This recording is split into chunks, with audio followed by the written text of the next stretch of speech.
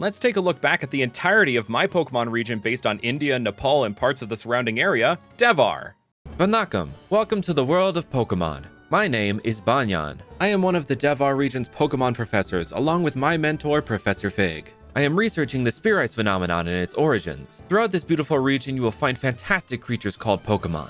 Big, small, adorable, or fierce, every Pokemon exists in a delicate balance with one another. How do you fit into this balance? What sort of Pokemon will you encounter? What path will you choose to take? These questions will be answered in time, but for now, let's find out how you begin your journey through Devhar. Beta? Beta! Wake up! Ah, good, you're up. Get dressed, hurry up. You'll be late to pick up your starter Pokemon from the trainer qualification exam. Go meet Professor Fig at the entrance to Mahandaya. I packed some curry in your bag, so don't worry about breakfast. I'll see you later. Good luck. I'm sure you will make your mum proud. As you leave the front door of your lovely home, your journey in Pokemon Jade and Jasper begins. Hey everyone, Brandon here, and welcome to my video series on the Devhar region, a Fakemon region inspired by India, Nepal, and parts of the surrounding area. I definitely took some creative liberties with the city placement, biomes, and general spacing of things, but that's to be expected from Pokemon games. I mean, just look at the Paldea region. Can you honestly tell me that there's a giant gaping crater in the middle of Spain? No? Yeah, I figured. There is a lot to see and explore in Devhar, with new locations, new people, and more importantly, new Pokemon to meet, particularly the starter Pokemon for this video. So let's listen to your dad and go meet up with Professor Fig so we can choose our starter. As you make your way down the first little route of the game, spotting some new and familiar Pokemon along the way, the large, looming visage of Mahandaya is within your sight the entire time. At the end of the path, you see an old man who looks wise, but also a bit stern and somewhat smug.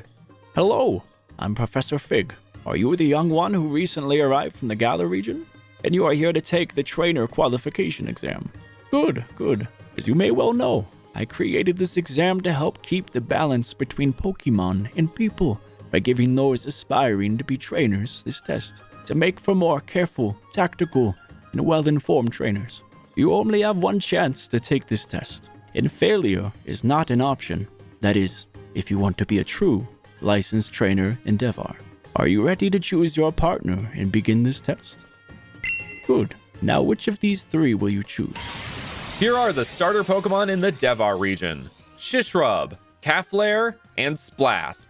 For these three, I did follow some of the theoretical patterns that were well known amongst the community before Scarlet and Violet came out and smashed them to pieces. To start off, we have Shishrub, where I went with the pattern of the grass starter being based on some form of extinct animal. Shishrub itself is based on the black buck, or the Indian antelope, which can be found across both India and Nepal. As for its extinct relative, look no further than the similarly named blue buck, aka the blue antelope, which roamed the plains of South Africa until around 1800. But back to black bucks. They really stood out to me, as the males have these long, spiraling horns which reminded me of the long, twisty branches and roots of a banyan tree. So mix the two together and bam! Shishrub. Its name comes from Shishu and Krishnasar, which mean baby and blackbuck in Hindi, and shrub. You know, the little bushes. Moving on to Caflare, this little guy follows the Firestarter Chinese zodiac theory. And yes, before I get all the comments about this, I am aware this theory isn't a thing in Gen 9, but Caflare was created well before the pattern was abandoned, so put down your pitchforks, alright? I mean, who knows? Maybe Skeledirge is actually a horse. Anyway, obviously Caflare follows the ox part of the Chinese zodiac. Even without the zodiac, cows and India are pretty synonymous, so to me this was always going to be a starter no matter what. Caflare is specifically based on cattle like the zebu or the gaur. It tries to use its fiery horns to mark trees, kind of like wood-burning crafts, though since it's a base stage, it isn't as proficient at it and will sometimes burn down the entire tree. Whoops! Caflare made an oopsie!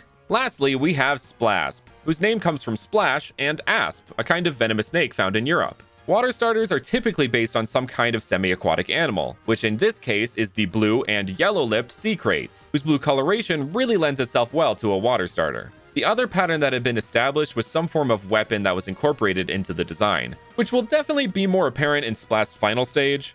Oh, and its tail is shaped like a pungi, the instrument snake charmers play, which originates from the Indian subcontinent. However, it's less an instrument of music for Splasp and more of an instrument of destruction. The bubble on its tail can be used to either store water or venom, which can then be blasted out at opponents using the tip of its tail. Before we hop into the evolutions for these three, I wanted to talk about the man giving you your starter, Professor Fig, and his protege who we met in the intro, Professor Banyan. Fig is of course inspired by the globally recognized Mohandas Karamchand Gandhi, also known as Mahatma Gandhi. He would serve more as the older professor archetype, like Oak or Magnolia, that you meet when you get your starter, but then not really see pretty much ever again. On the other hand, Professor Banyan would fulfill a similar role to that of Sonia, Kukui, or Sycamore, a professor-esque character that checks in on you through your journey and may challenge you to a few battles here and there. He is inspired by the humanitarian, spiritual leader, and internet sensation Sri Sri Ravi Shankar, aka Guru Dev. To those who may be confused about my choice of inspirations, given the nature of the Spear Ice phenomenon, the gimmick of this region, and the themes established throughout Devhar, I wanted the professors to be based on famous spiritualists rather than famous academics. Oh, and one thing you may have also noticed, no mom character to start the story this time, just good old Pops, who, like many Desi dads, is sporting a thick mustache, cargo shorts, and touting the age-old saying, money doesn't grow on trees. Alright, enough character talk, let's get back to the starters. Our grass buddy Shrishrob evolves into Antelope. It's still a black buck, but the twisty branches and roots of the Banyan tree are on full display, becoming the horns and neck wrap for Antelope. With the Banyan tree being of great spiritual significance in both Hinduism and Buddhism, this makes for a great psychic type. Its horns and neck wrap can extend into the ground to ensnare foes in a cage of hard roots, which is actually a new grass type move it can learn, Ensnare, which works like Mean Look and keeps the opponent in the battle, but also lowers their speed by 1 stage. Also, yes, the grass baby stood up on 2 legs, but I promise this is the only starter that does that of the 3, so please calm down. Moving on, our fiery friend Caflair evolves into Ignox. Look, see? I did the opposite with this one. Bipedal becomes quadrupedal. Are you satisfied? Aside from the switch and the amount of feet, Ignox expands on the elements of Caflair, with longer fiery horns, which it uses similarly to Caflair, but with more proficiency, and a more fiery appearing tail. The pattern on its back reflects its newly added ground typing, looking like broken up bits of soil. Speaking of, it learns a new ground type move called Scorched Earth, which is a base 70 attacking move with a chance to burn the opponent. Now to evolve our slithery pal Splasp into Wave Viper. As with the other two, Wave Viper expands on Splasp's existing elements, this time literally, with the bubbles on the sides of its head being able to fill with water and expand in an attempt to make itself look more intimidating, just like actual cobras do. Speaking of, this naturally adds in the inspiration of one of, if not the most well-known snakes out there, the King Cobra. Also, Wave Viper's tail now has a second bubble for more storage space and a longer spout for more destruction.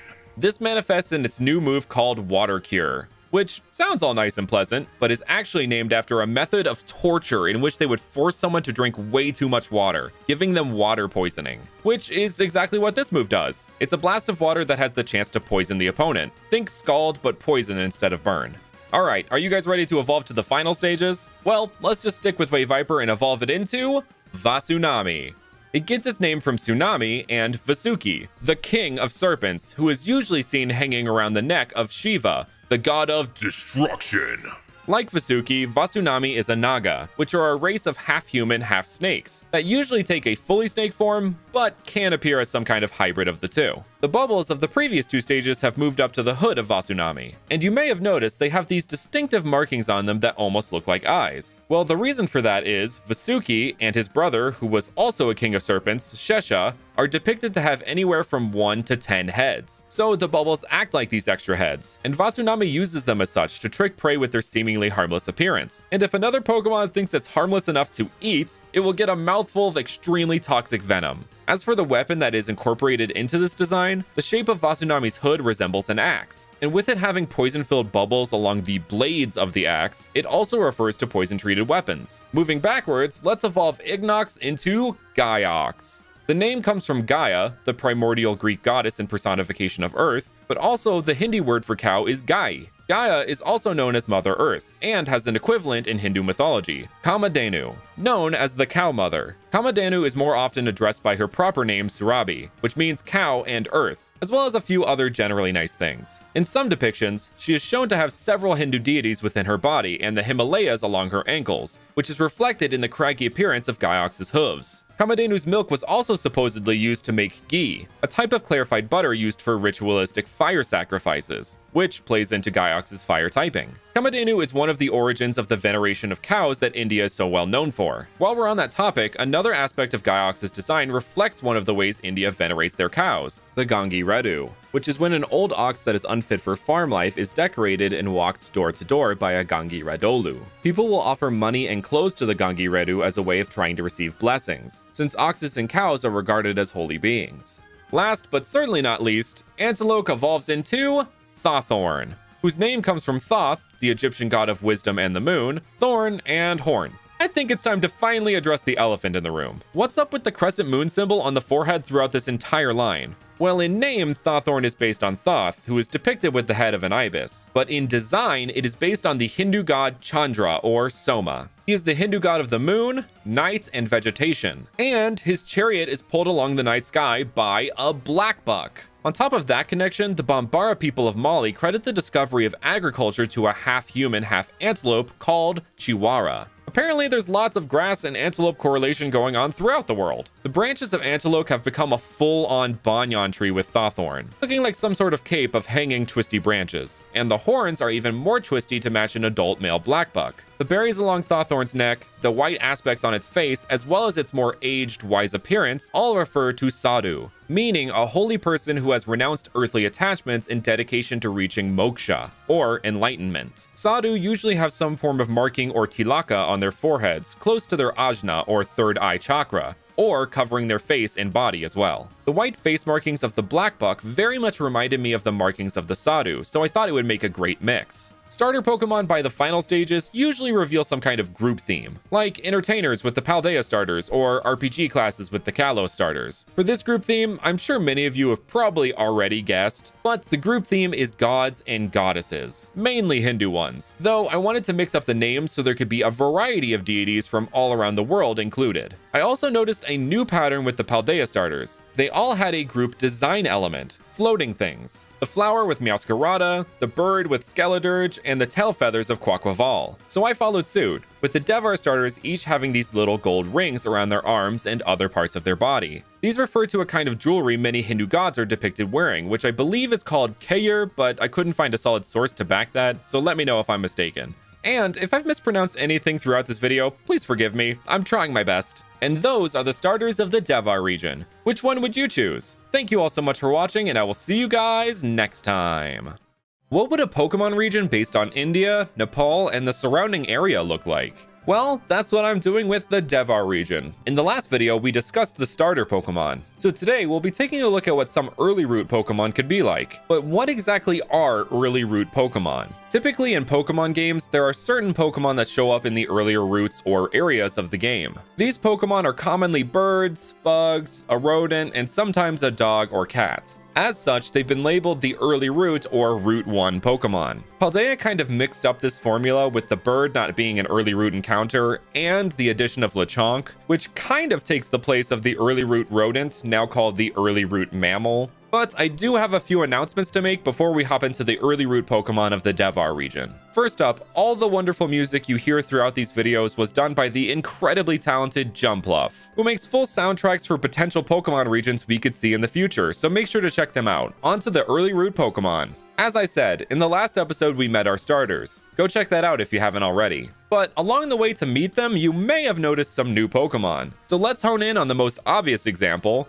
Baybil, our early route bird of the region. This little guy is a pure flying type and is based on the Indian gray hornbill. These are some scrungly looking dudes in their own right, so it matched the idea of a little baby bird who is just having their plumage come in. I didn't want this first stage to quite have the horn yet, as it's just a baby, but the little floof near its beak is supposed to resemble one. Baybil evolves into Shakapak. In its newly evolved state, it gains the electric type. And yes, I know we just got Wattrel and Kilowattrel, and they're very neat.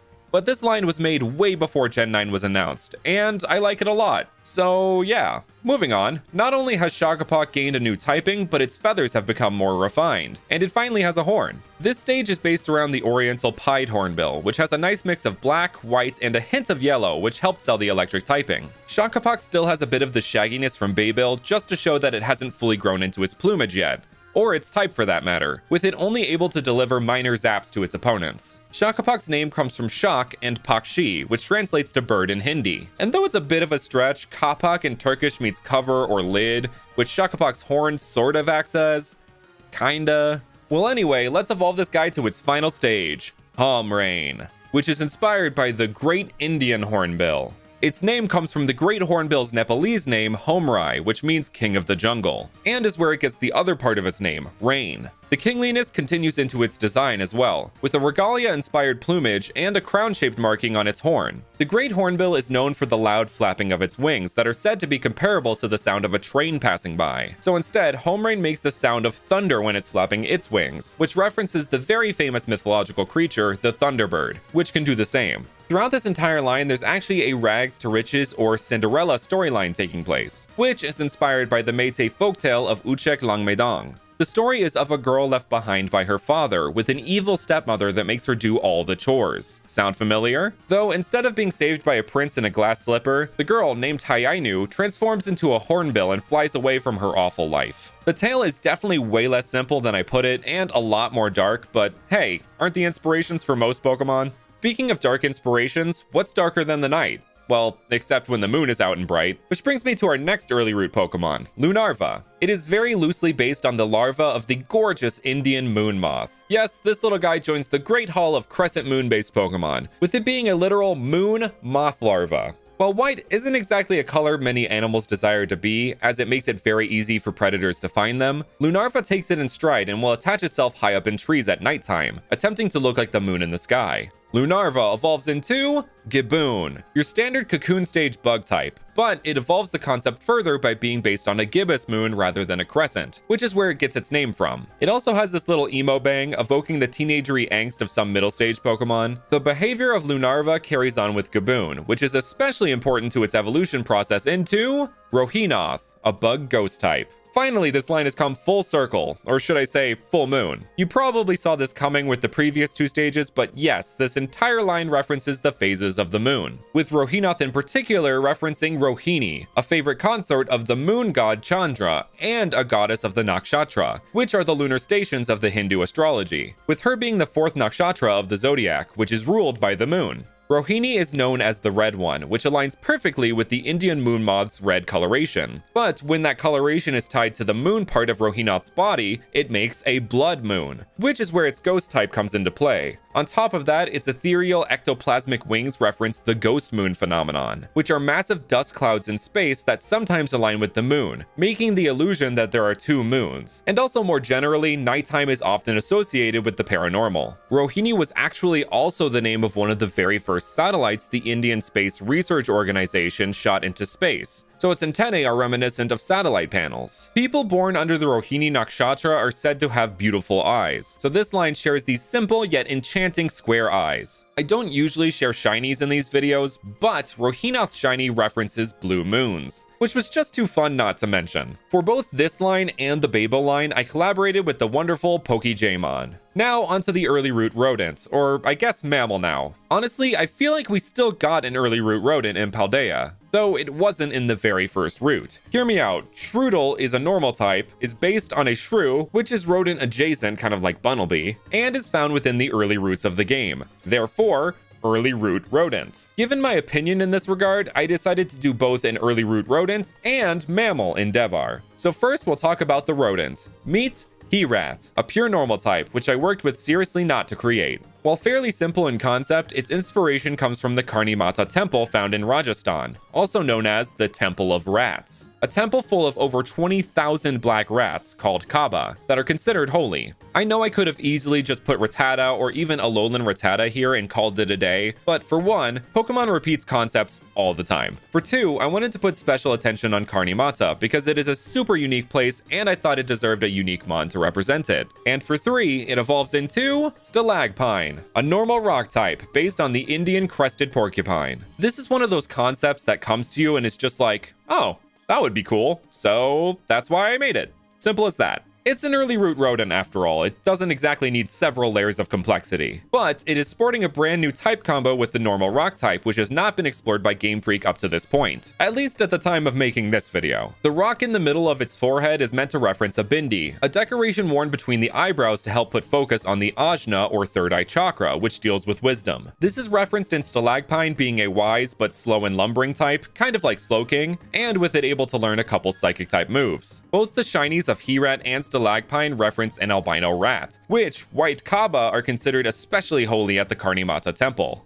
Onto our Route 1 mammal. When thinking of a mammal that could fit the normal type and capture the sense of India, my mind went to none other than the beautiful yet sturdy Indian rhinoceros. Yes, we already have Rhyhorn with this design inspiration, and it would be present in Devhar. But a new Rhino Pokemon just felt right for this region, and I think I handled it in a bit of a unique way with Shino. A pure normal type, and just as its name implies, this dude is timid as all get out. Though it's fairly common across Devhar, it will still hide from oncoming strangers, as its species has a past with poachers coming to steal their adorable yet sharp horns. And their horns only become sharper as they evolve into Sorolger, a normal steel type. Another type combo Game Freak hasn't touched yet. Sorolger act as protectors from the poachers and will protect Shino as well as other Pokemon with all its might. Sorolger is not only inspired by the Indian rhino, but also the mythical creature the Karkadon, which is what travelers of the 10th century thought a rhino was. But they described its horn as having mystical properties, like the ability to cure poison, and it was supposedly used in the handles of knives. Well, that sure sounds like great potential for a steel type to me. So I took the knife handle part literally, giving it a sword for its horn, therefore making its entire body the handle.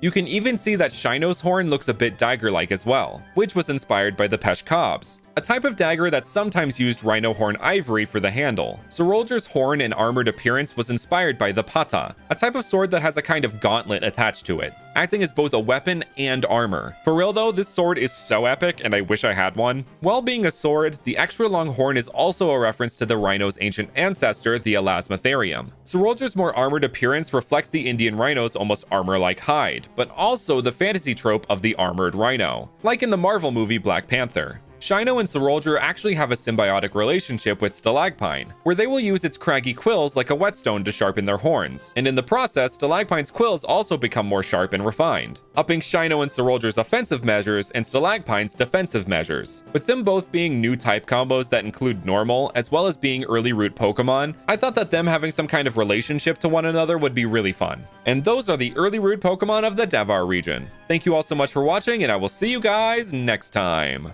Welcome back to another video on the Devhar region, a Pokemon region based on India, Nepal, and parts of the surrounding area. Today, we're checking out some Pokemon inspired by India, but more prominently Hinduism, as approximately 80% of India's population practices it. So obviously there would be a swath of Pokemon representing it in an India-based region. Oh, and if it wasn't welcome back, make sure to hit that like button, subscribe, and hit that notification bell so you don't miss out on future videos. Anyway, let's get back into the Devhar region. When we last left off in the story, we had received our starter Pokemon from Professor Fig. After you've made your decision, he will hand you some Pokeballs, give you the standard catching tutorial, then invite you inside Mahandaya to meet his protege, Professor Banyan, who will further explain the trainer qualification exam. But before you can make your way into the city, a young woman bumps into you, knocking your freshly acquired Pokeballs out of your bag. Oh, sorry. Didn't mean to make you drop all your stuff. Wait, did you just get your starter? Well, if you don't mind, could I challenge you to your first battle?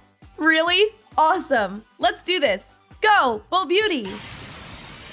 Meet Bulbeauty, a pure grass type who I worked with Fungus Fakemon to create. This is the de facto grass type of the region, a la Smoliv or Bounceweed. Just a cute little plant Pokemon based on the buds of lotus flowers. Lotuses are a sacred flower in both Hinduism and Buddhism, representing spiritual awakening and enlightenment. It is also the national flower of India and is prominently featured in Hindu, Buddhist, Sikh, and Jain art. For real, these flowers were everywhere I looked when researching India. So naturally, it had to be the main grass Pokemon of Devhar. Or should I say Devhar, for those who wanted me to pronounce it in a more traditional way.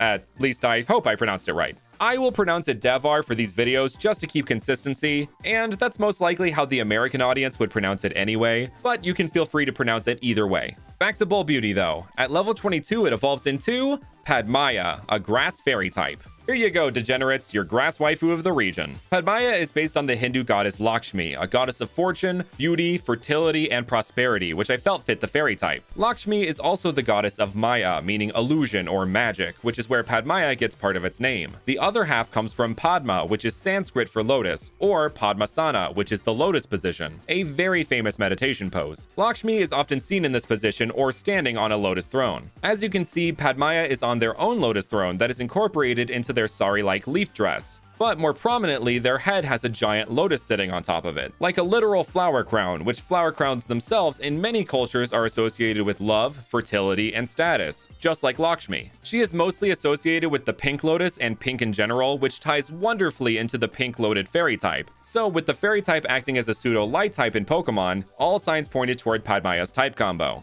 After defeating Bull Beauty, the girl will send out her next Pokemon, Cupid. Cupid is a pure fairy type who I worked with Pokemon to bring to life. As you can tell from its name and design, it is clearly inspired by the Roman god of love, Cupid. Where Hinduism comes in is that coincidentally, the Hindu god of love, Kama, also has a bow which he uses to shoot people with flowery love arrows. Kama is most notably featured in a legend where he tries to shoot a meditating Shiva with one of his love arrows. The god of destruction's retort to this act is using his third eye to completely incinerate Kama. Love hurts, I guess. Anyway, the hue aspect of Cupid's name comes from the internationally famous festival of colors, Holi, which actually just took place at the beginning of this month. Holi is a festival of love, spring, and the triumph of good over evil. The love aspect of Holi stems from celebrating the Hindu deities Krishna and Radha falling in love. A very quick summary of the tale is that Krishna, who was darker skinned, was afraid the fair-skinned Radha wouldn't like him. His mother advised him to go to Radha and ask her to color his face any color she wanted. So she did, and they became a couple. And thus the color throwing aspect of Holi. So I combined all these elements and made Cupid, which is a little color fairy that fires pigmented goop arrows at unsuspecting people, making them fall in love. At level 30, Cupid evolves into Chromantic. Upon evolution, this Pokemon gains the additional inspiration of another very famous bow wielder, Rama, an avatar of the god of preservation, Vishnu, who has an entire epic dedicated to his legends titled the Ramayana. The Ramayana is one of the foremost pieces of Indian literature, and Rama is one of the most recognized characters. Chromantic's rainbow light arrow of love refers to the most powerful weapon in Rama's arsenal, and one of the most powerful in all of Hinduism, the Brahmastra, a fiery arrow capable of the utter destruction of any and all nature around where it lands. Bows are very integral to the story of Rama, with it being his main weapon, and the contest of stringing Shiva's bow leading to the marriage of the love of his life, Sita. So a love bow and arrow ties perfectly as a reference to him. Chromantic also adds in some more bird-like features, like a pink beak pattern that in combination with its eyes form a heart. This refers to ring-rose parakeets, which Kama uses as a mount, which are symbols of love in their own right. Upon defeating Cupid, you will have won your first Pokemon battle. That was so fun! I'm Parina. I'm actually exploring some of the folktales and legends from around the region, and I could use a talented upstart like you.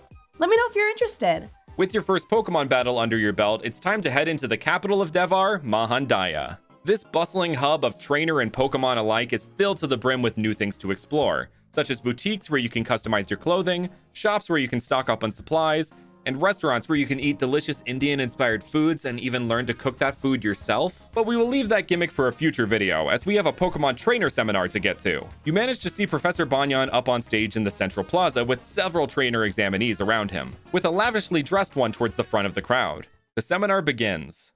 Hello, my young trainer hopefuls. I am here today to explain the rules of the trainer qualification exam. As you may well know, becoming a trainer in Devhar takes a lot more effort, but means a lot more as well. Trainership grants you special privileges such as free access to Pokemon centers, upgraded Pokeballs, and the money earned from battling registered trainers. To pass the trainer qualification exam, you must defeat 4 Devhar League gym leaders and complete their challenges. You may challenge any gym leader you would like in any order. They will accommodate your skill level according to how many gyms you have completed thus far. You will be given a provisional license so you can freely explore the region and its amenities, but exploitation of this will lead to disqualification from the exam. Speaking of, you will be disqualified from the test if you are found to be cheating, abusing the privilege of your license, or attempting to steal another person's Pokemon. You will fail this test if you are defeated in battle during an official gym challenge. You are only permitted to take the trainer qualification exam once and once only.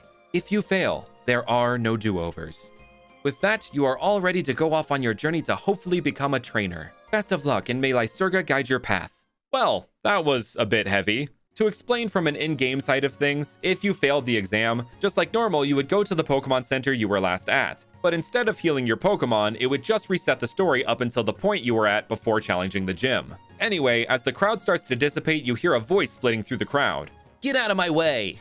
A rather pompous-looking young man makes eye contact with you. What are you looking at? You want a battle, kid? Just know that I'm going to ace this exam. I'm Kumar, but you probably already knew that. My brother is the king and gym leader of Singati, so I'm destined to win. Anyway, let's start this battle. Go, Hanger!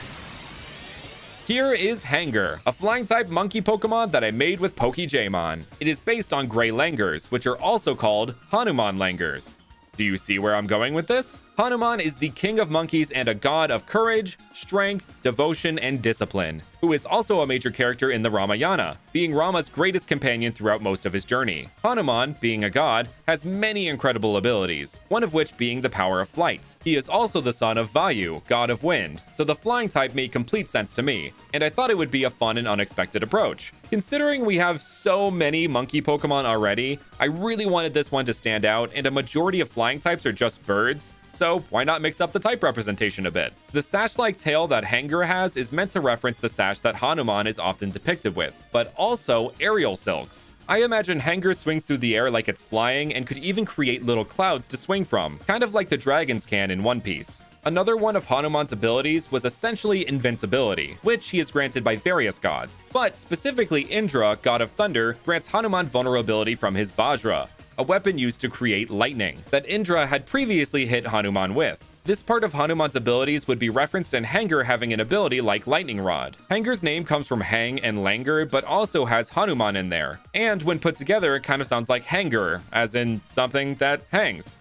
At level 27, Hanger evolves into Wrestlangur, a flying fighting type. With Hanuman being a god of strength and discipline, naturally Indian wrestling would have him be their patron god, which is what Wrestlangur refers to. There are many forms of wrestling in India, and it is considered one of India's oldest sports, so I wanted that aspect to be highlighted with Wrestlangur. The pattern on its fur is meant to reflect a wrestling singlet, and its tail has been wrapped up around its waist, which is reminiscent of the loincloths wrestlers used to wear. Also, Saiyans from Dragon Ball Z. With how acrobatic monkeys can be, I think wrestling a monkey like this would be a very difficult feat. You may have also noticed with both Hanger and Wrestlangur that they have these bumps on their head. This not only refers to Gray Langurs who do have these kind of bumps, but when Indra struck Hanuman with his Vajra, Hanuman landed disfigured from the strike. So this is a small reference to that. Also, there's the classic song, "Two little monkeys jumping on the bed. One fell off and bumped his head." And you bumped Kumar's monkey on the head. So what? You beat my Hanger. Well, here is my real ace. Go, scrap up!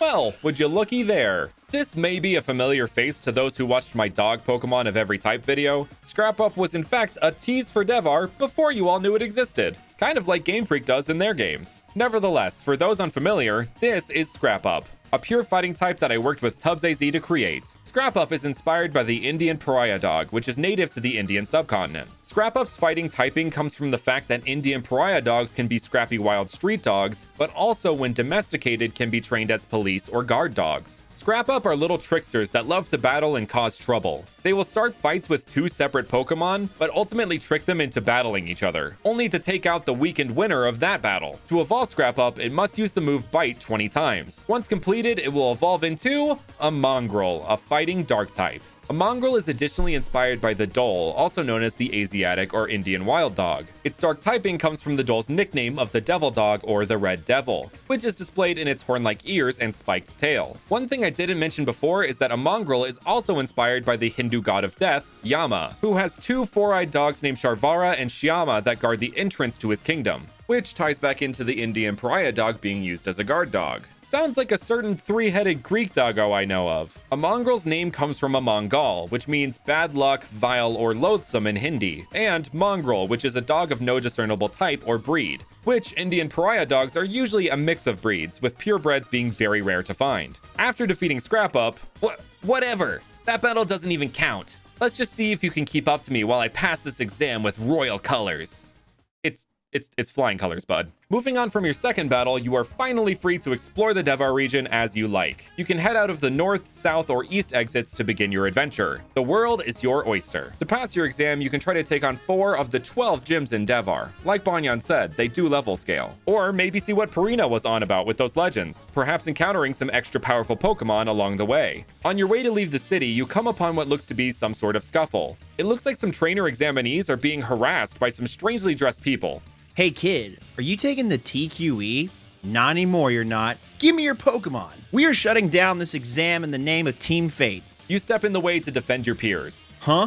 Oh, this little brat thinks he can stop us? What a joke. All right, punk, let's see what you've got. Go, Garrock!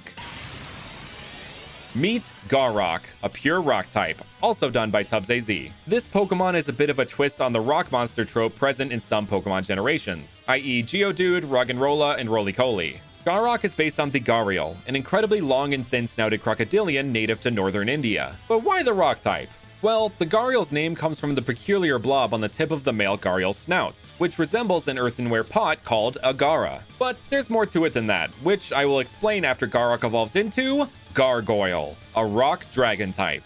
So, where the rock typing really comes in is with the Gharial's connection to the mythological creature, the Makara, the mount of the river goddess Ganja, a creature with the long trunk and head of an elephant and the body of a snake or fish. Well, that certainly sounds like a Gharial to me, and whoever made the Sanskrit word for crocodile, Makara, tends to agree. Though there is some debate on if it was actually the Ganges river dolphin instead, which is also a good candidate. But how do we go from water beast to rock type? Well, that's where Gargoyle's name comes in. Makara are considered guardians of gateways or entrances, so many Hindu and Buddhist temples will have them appearing as gargoyles. Gargoyle also has some more European gargoyle elements incorporated to help sell the name a bit more and to tie these two concepts together. After you defeat the Team Fate Grunt's Garrock, Beginner's luck. Fine, we're out of here, but we'll be back. and I'll be back with another Devhar video next month, so I'll see you guys next time. Hey everyone, Brandon here. We've been making a Fakemon region based on India and parts of the surrounding area called the Devhar region. And there is some incredible potential for regional forms here. For example, Machop and its evolutions are great candidates for India-based regional forms. I mean, Machamp's 4 arms and bluish-gray skin are already reminiscent of Hindu gods like Shiva or Vishnu, and their vague muscle man appearance and pure fighting type lays a great foundation to build a design upon. The fighting type covers a wide range of topics, from martial arts to dance to knights to whatever reason Flamigo exists. One topic in particular I think would fit well onto the Machop line is sports, given it is already based on a kind of sport, weightlifting, and there are many sports-based fighting types. But specifically for the Machop line, I went with the Indian-born contact sport of Kabaddi. So with that said, here is Devharian Machop, Machoke, and Machamp that I collaborated with Fungus Fakemon to create, and they are all fighting electric types. To explain the reasoning behind their typing, first I have to explain a bit about how Kabaddi is played. A basic rundown is that the objective of the game is for a single player on offense, called a raider, to run into the opposing team's half of the court and touch out as many players as they can before returning to their half of the court, all without being tackled by the defenders within 30 seconds. Points are scored for each player tagged by the raider, while the opposing team earns points for stopping the raider. This game is very fast-paced and is all about being quick and having extremely swift reflexes. With the electric type and electricity in general being associated with speed, it was a natural fit for this concept. Back to the Machop line. Their head crests are now super aerodynamic to enhance their speed, though with the addition of their speed, they have sacrificed a bit of power, which is evident by this line's leaner physique in comparison to their Cantonian counterparts. Speaking of, the little P on Machamp's belt has been moved to the uniform of Devharian Machamp, which was a nice detail that Fungus thought up. Also, Machamp's 4 arms would work really well with the interlocking system of the defense, creating an impenetrable wall of muscle, making this line highly versatile with both speed and defense. You can find these guys zipping around the Terkari plains just above Mahandaya. Though the Machamp line's counterpart is meant to be the Abra line, in later generations an inadvertent counterpart was introduced, the Timber line. This line also had wonderful potential for a sports-based regional variant, and I think every Indian and Southeast Asian viewer would be remiss if I didn't include one of the world's most famous sports, cricket. So here is Devharian Timber, Girder, and Conkelder, which are now fighting rock type and I also worked with Fungus to make. Obviously now their names don't make as much sense, but hey, look at Alolan Sandshrew and Sandslash. Anyway, the once lumber, steel beam, and concrete that they were holding has been turned into these highly durable flat stone bats. They use their hardened fists to carve these bats for themselves, and are known to use them to smack stones up into the air at unsuspecting Pokemon. And yes, Tinkaton and Devharian Conkelder are absolutely friends in avian terror. I mean, this line was just a perfect matchup. A Pokemon that is already known for holding things changing what they hold to a cricket bat? Tinkaton could have easily worked here as well, but this line was made well before Tinkaton premiered. The Timber line's weird, hair-like protrusions have been shaped like helmets and are now harder than stone, which, given they like to launch rocks into the sky, works as a form of protection so they don't accidentally Wile E. Coyote themselves. This line reigns over the craggy cliffs of the Palai Valley to the south of Mahandaya, right next to the jewel-encrusted city of Vajrabad, whose gym is obviously the rock type, but we'll talk about that more another time. Onto a bit of an interesting case, as it's not exactly a regional variant, but instead a case of a new region giving an old Pokemon an additional form. I know that sounds just like regional variants, but it's different, trust me. As you probably know, Deerling and Sawsbuck are a couple of normal grass-type Pokemon introduced in Generation 5, that had different forms based on the Seasons mechanic that was introduced and subsequently abandoned, until they reintroduced the mechanic in Pokemon Go. Well, did you know that India actually has 6 seasons? They have the standard winter, spring, summer, and autumn, but they also have pre-winter and monsoon season. So with that said, here is monsoon form Deerling and Sawsbuck, which I worked with Fakemon Azhar to create. I didn't make a pre-winter season form because it wouldn't be visually distinct enough from the autumn or winter forms, but instead like a hybrid of the two, which to me seemed not as interesting as introducing this completely new season as a form. As far as design, for Sawsbuck's horn, I took inspiration from monsoon damaged trees and tried to make it almost look like the leaves were drenched. Also, it has just a small tuft of fur on its chest rather than the larger tufts of the spring and autumn forms, as monsoon season happens between summer and autumn, so this little tuft represents that transition. And obviously for Deerling, we went with a darker and bluer shade of green to illustrate the watery nature of the season and to help differentiate it from the summer form's green. I wanted to feature Deerling and Sawsbuck because until this most recent generation, they were kind of overlooked, and their mechanic has been replaced in favor of a location-based system, so in Devhar there would kind of be a hybrid of both. There would be a location-based system, with monsoon form being found around the mangrove forest near the cities of Visakwa and Kalhiti, but the season system would make a return, with a greatly reduced rate of seeing this line's forms that weren't of the current season. Moving on to a tried and true regional form, we have a pretty simple one with Devharian Comfey, which I also worked with Fungus to make.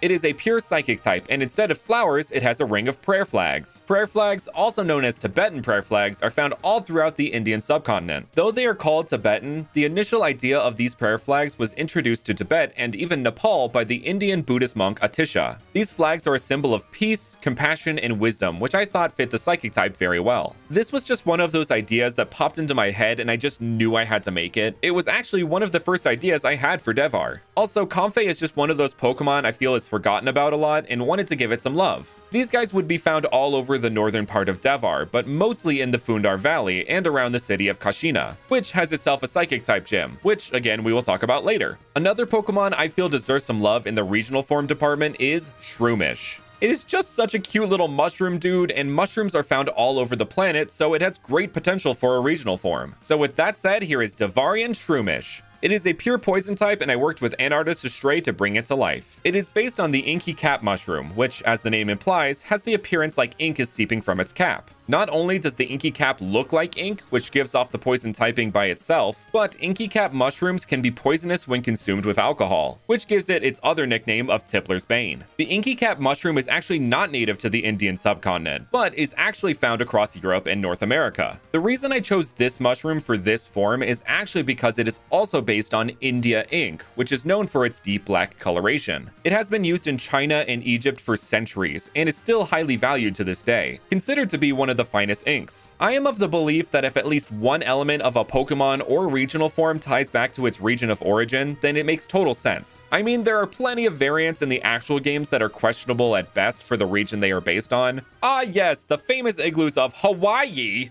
Tangent aside, this Shroomish evolves into Devharian Breloom at level 23, just like its Hawaiian form. But it is now a poison ghost type. You can see that the ink blots paint its face to resemble a skull, or a calavera from Dia de los Muertos. In combination with its cap, it actually resembles the appearance of one of the mascots of Dia de los Muertos, named La Calavera Katrina. And I can hear you wondering to yourself, what do skulls and ink have to do with each other? Well, India ink is actually made with tar, pitch, and by burning human bones!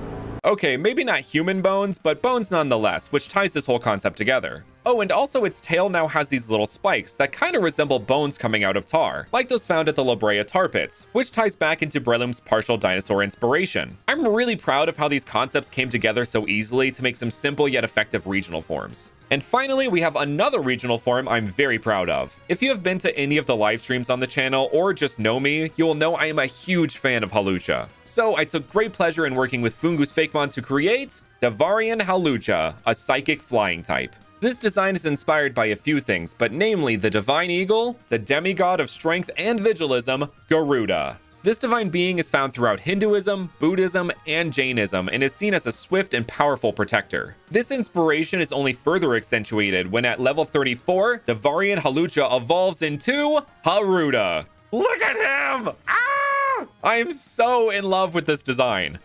Okay, Brandon, breathe. While Garuda is the divine eagle, the Brahmani kite is often associated with him in Indonesia. So that is where the brown and white aspects of Hawlucha and Haruda's coloration come in. The golden parts come from the fact that Garuda is described to have gold wings, and the pink comes from its psychic typing. But gold and white are common colors associated with the psychic type as well. And speaking of its typing, Garuda is known as an enemy to the Naga or snake people, and just snakes in general. With the majority of snake Pokemon being poison type, its typing does well to defeat them. Also, in cases like the Superior and Sandaconda lines, it also has a type advantage due to its partial flying typing. Both Hawlucha and Haruda have these feathered crests on their head that resemble that of the Javan hawk eagle, which Indonesia also associates Garuda with, tying this hawk-based Pokemon to the divine eagle. But they are actually modeled after the Urdhva Pundra Tikala as well. This symbol is worn on the forehead of Vaishnavas to indicate their affiliation with Vishnu, with its placement on this line referencing Garuda's role as Vishnu's mount. And it's also visually similar to the Kurita Makuta, also known as the cylindrical crown Garuda is often depicted wearing in his humanoid form. I've always wanted an evolution for Hawlucha, and boy howdy am I happy with this one. Again, shout out to Fungus on this one. And those are some regional forms of the Devhar region. Thank you so much for watching, and I will see you guys next time. Hey everyone, Brandon here. There are certain Pokemon out there that have some kind of gimmick to them, whether that be in their design, like the Voltorb and Fungus lines acting as Pokeball mimics, their type, like Kecleon or Galarian Stunfisk's type-changing abilities, or even the most famous example, Eevee, with its multiple split evolutions. So naturally, in my own Pokemon region based on India and the surrounding area, Devhar, I had to make some of my own. After getting through essentially the tutorial section of the game, the Devhar region would become open to you, and you would be introduced to our first Gimmickmon of the video. The first kind of gimmick I wanted to approach was a very recent one, the collecting gimmick, which we recently got with the Pokemon Gimmighoul, having to begrudgingly collect 1,000 Gimmighoul coins in order to evolve this dude into a freaking string cheese mascot. So in Devhar, I wanted to have something similar but to take all the tedium out of it. So let me introduce you to Muscella, the merchant Pokemon, a pure normal type. As you may well know, India is known as a major hub in the world of herbs and spices, with it having a major hand in the spice trade throughout Asia, North Africa, and Europe in antiquity, bringing the world spices like cardamom, coriander, cinnamon, cumin, other spices that start with C.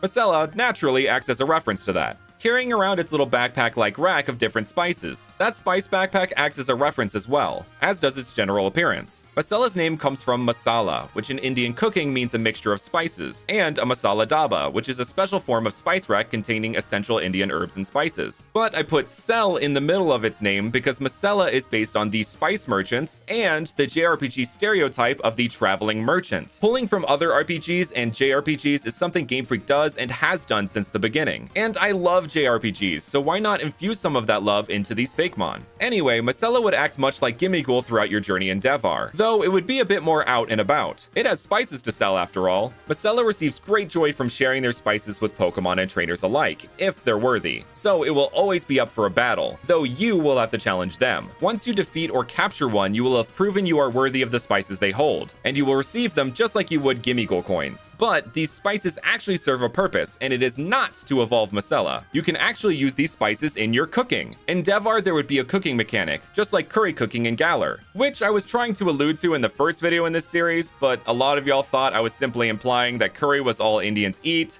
which I wasn't. Anyway, it would also act like the sandwich mechanic in Paldea, giving you special boosts in certain areas like encounter rates, titles, and most importantly, shinies. Which Muscella's special spices would act like the Herba Mystica, in that you would use them to get extra special bonuses like boosted shiny odds. In the process, making amazing dishes like Sog Paneer that looks like shiny Tangela, samosas with the appearance of a snow runt, naan with Pikachu's face toasted on it, biryani in the shape of a Pokeball, the list goes on. But speaking of those dishes, we move on to the next kind of gimmick Pokemon I wanted to implement in Devhar, a type-changing one. How about a Pokemon to eat all these delicious dishes we're going to make? They're gonna need a big mouth for that, something that can take in a lot of food at once, kind of like the mouth of a whale shark. So let me introduce you to Iridish, the gourmand Pokemon, a pure water type, for now. As I implied, this guy can change its type depending on the kinds of dishes you serve it. If it is a spicy dish, you of course get Iridish Spicy form, which is a water fire type. A sour dish, you get sour form, which is water electric. A bitter dish, the water ice bitter form. A sweet dish, the water grass sweet form. And a salty dish, the water ground salty form. Originally, the salty form was the dry form, but then Paldea came around and replaced dry for salty, so that's why it's ground type rather than rock type. These forms take on the element in full, with different forms of aquatic life being represented in each one. Iridish's typings are also reflected in Macella's signature move, Spice Rack,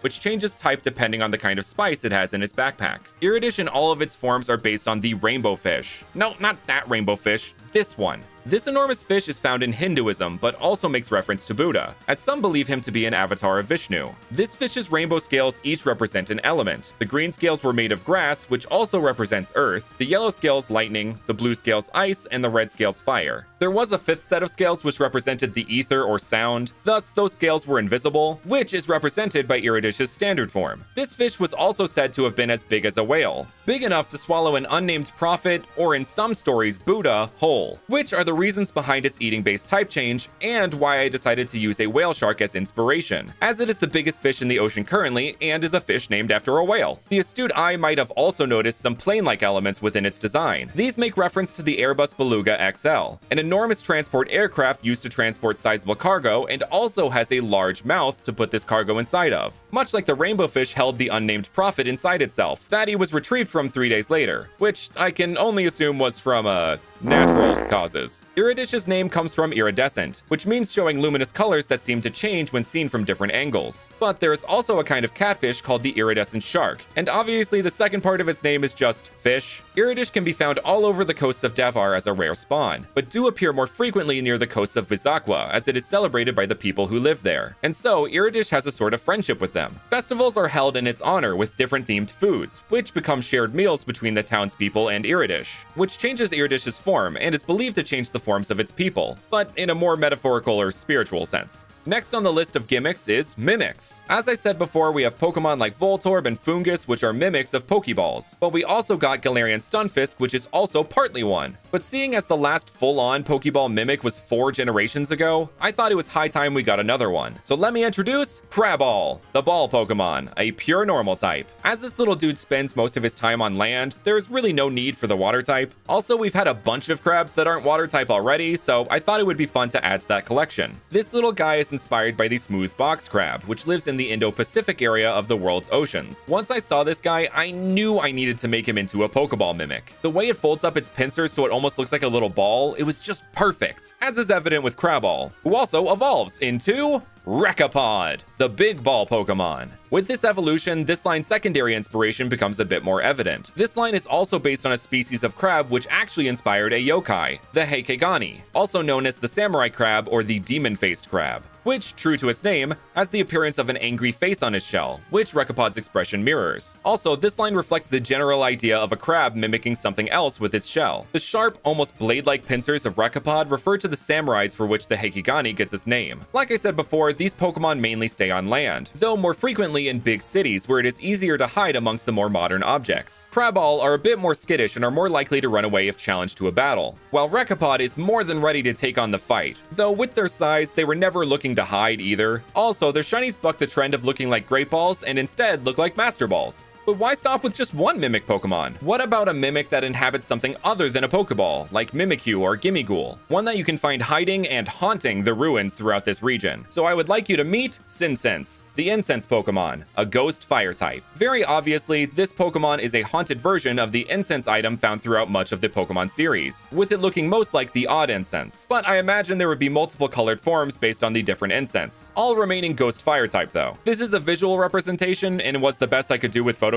Sinsense's name comes from sin, a transgression against divine law, which ghosts and demons can be seen as, but there is sin twice in its name, doubling down on the fact that this is an evil being. And obviously the second part of its name is incense. India is the world's top producer of incense, with it being deeply rooted in many rituals and forms of worship in Hinduism, Jainism, and Buddhism. Thus, in the ruins of ancient forts, cities, or temples, these old incense burners would have been left behind, ripe to be inhabited by the spirits of Pokemon who still have a burning grudge that needs to be extinguished. This Pokemon is also inspired by the legendary incense Hongonko, which has the power to bring forth spirits of the dead when it is burned, which can be seen within the smoke, which leads us to Sinsen's evolution, Jinsense, the Ifrit Pokemon. As its name and classification suggest, this Pokemon is based on the Jinn and Ifrit, both hailing from Islamic culture. With 15% of Indians' population being Muslim, I wanted to make sure to include some Pokemon that made reference to their culture. Jinn are spirits that may inhabit multiple forms, one being fire, and Ifrit are a form of demon, said to be rebellious or evil Jinn, which are formed out of smoke and fire,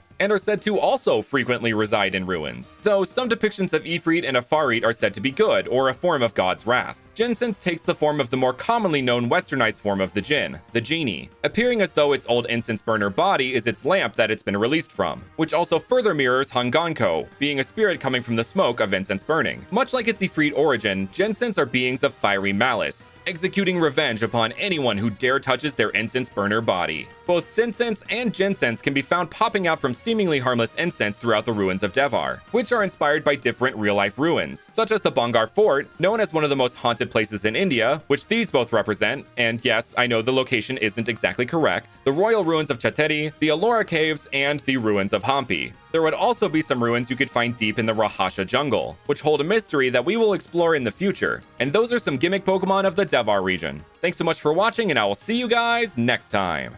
Hey everyone, Brandon here. Regional evolutions and straight up new evolutions have started popping up in the past couple generations. So naturally, when I started creating my own Pokemon region, Devhar, I wanted to make a bunch of my own. One aspect we have seen in Gen 8 is Pokemon getting new split evolutions through regional forms such as with Berserker, Runerigus, and Sneasler, as well as an outright new split evolution with Kleavor. Given Devhar is based on India, Nepal, and parts of the surrounding area, it would make sense for a Pokemon that already had a major basis in India, and by proxy Hinduism, to get a new split evolution. That Pokemon would be none other than Meditite. Along with its evolution Medicham, these Pokemon are based on yoga and Hindu deities like Shiva and Ardhanari. Personally, I have always had a fondness for this line, so I wanted to show it some more love in this region. As you may well know, Medicham's gimmick is its main ability, Pure Power, which doubles its attack stat. So how about we make a counterpart that is more of a special attacker? Then you would get something like Meditite's new split evolution, Meditama, the Liberation Pokemon, a psychic fighting type that I worked with the amazing Antarctic Stray to create. Though the switch in primary type doesn't really do anything mechanically, it is more symbolic of the switch in focus for this Pokemon, putting the brain over the brawn in this instance. Meditama's name comes from meditate, obviously, and Siddhartha Gautam, better known as Lord Buddha. I felt it would be a great fit to have this evolution reference the Buddha, given the Indian subcontinent is the birthplace of Buddhism, and Meditite's meditating nature, with the Buddha probably being one of the most famous meditators worldwide, and meditation being intrinsic to Buddhism as a whole. This evolution retains Meditite's color scheme, rather than turning red like Medicham. Lord Buddha being depicted as having blue skin is not unheard of, though it is usually depicted using gold, which would be referenced in the shiny of Meditama. This also forms a cool little color triangle of shinies between the three members of this line. As far as its stats, Medicham's attack and special attack stat are the exact same, so we wouldn't even really need to change the stat distribution, though we will a tiny bit. We will switch the speed and HP stats, as Meditama is not really going much of anywhere, unlike its bouncy, dancing counterpart Medicham. But now we've come to the Dawn fan in the room. How exactly will Meditama match Medicham's ability? For that, we have the new ability Mindful, doubling the Pokemon's special attack stat. The name is a bit of a double entendre, being like mindful, which meditation is all about mindfulness, but also that its mind is full of knowledge and understanding. Meditite evolves into Meditama if leveled up to level 37 while holding the new item, the Focus Beads, which my buddy Malmistex helped bring to life. The Focus Beads not only help evolve Meditite, but also have a secondary use, boosting the power of Psychic-type attacking moves if used consecutively. Kind of like the Metronome item, but you can use it with a variety of Psychic-type moves, instead of the same one every time. The item itself and its ability are a reference to Buddhist Mala beads, which are used in meditation, usually alongside some kind of repeated mantra to assist in concentration. Meditama are in a constant state of meditation. Even fainting does not break its concentration. Many monks throughout Devhar aspire to be able to reach the level of focus a Meditama has. Another new split evolution comes in the form of an evolution to Barboach. Whiscash is a bit of a secondary mascot on this channel and even has its own emote Whizcash, so I made this one as a tribute to my mods. With that said, here is Barboach, the Devilfish Pokemon, a water dark type, who I worked with the amazing Chartius arts to bring to life. There exists a certain kind of catfish that can be found in India named the Goonch catfish, also known as the giant devil catfish. and this catfish certainly earns that title, being absolutely enormous, and with one having been rumored to have fatally wounded multiple people and even eaten small children who dared to swim in the murky rivers it resides in. Barbunch follows this dark origin in its typing, but also in its behavior, aggressively attacking any that enter its territory. It evolves from Barboach at level 30 while in or near the waters of Patsanata Falls found in southwest Devhar, referencing how the Goonch attacks were noted around the Kali River in Karnataka, which this area is meant to reference with its numerous waterfalls.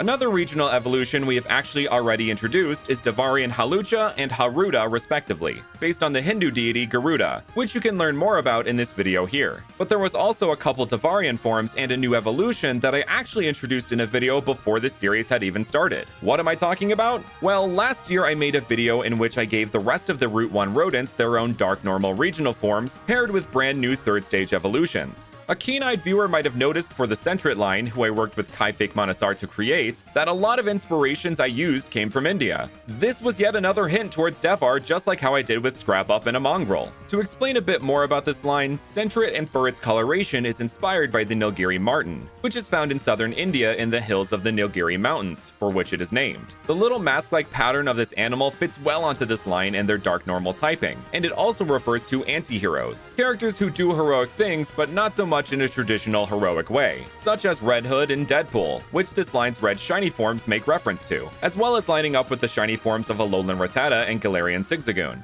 Centret and Furret became this way in Devhar to avoid predation, as some Pokemon in Devhar were crafty enough to outmaneuver their typical defense mechanisms, so they adapted to become nocturnal, adopting a darker coloration and typing to make it easier to sneak around at night. Centret retained their lookout nature, taking shifts during the day to make sure that their friends can sleep, and Furret and Devhar are even more elusive than their Jotonian counterparts, but can intimidate foes with a nasty snarl if necessary. At level 35, Devarian Furret evolves into Sorit, the long-tail Pokemon, a dark flying type. I always thought it a bit strange that Furret completely abandons the flying squirrel inspiration of Centret, so this Pokemon is the best of both worlds, while mixing in elements of both the Indian giant squirrel and the Indian giant flying squirrel. With this evolution, the sort of anti-hero motif has turned more into just a darker hero, like the Dark Knight himself, Batman. Sorit are masters of the air at night, able to land and take off in seconds. They will glide over cityscapes, exclusively targeting and taking down Pokemon that bully others. Moving on from an older generation Pokemon to a Pokemon from the newest generation, Klawf.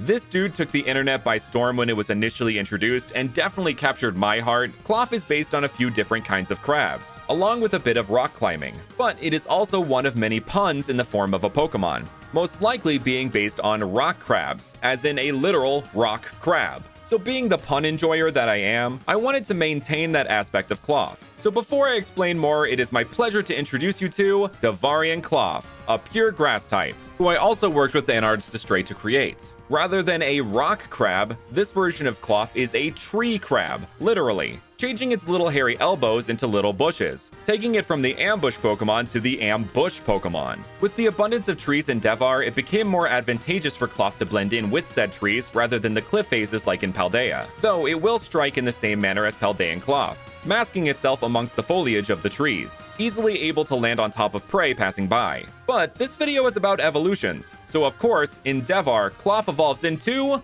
Klarber, the mangrove Pokemon, a grass water type. Upon this evolution, the pun of this Pokemon has evolved as well, now being a literal mangrove tree crab. Though the actual mangrove tree crabs are native to the Americas, mangrove crabs can be found all over Southeast Asia and the Indian Ocean. On top of that, India and Bangladesh are home to the Sundarbans, and the Sundarban Reserve Forest, the largest mangrove forest in the world, which is referenced with Klarber and the mangrove forests west of Vizakwa and Kalhiti, where Devarian Klawf and Klarber can be found. Design-wise, Klarber obviously has its pun origins, but with its bushy beard and eyebrows, it also makes reference to the Great Deku Tree, a recurring character in the Legend of Zelda franchise. And yet another small reference to Zelda would come in the way that Klarber would appear in the overworld, with it looking like a normal mangrove tree until it drudges itself out of the mud to come and attack you, just like the Evermeans from Tears of the Kingdom, or for more of a Pokemon-related comparison, like Griefard and Houndstone in Paldea. And there is yet another Paldea Pokemon that receives a brand new evolution in Devhar, Spidops. This Pokemon is pretty polarizing, with its fans absolutely loving it and its haters hating it.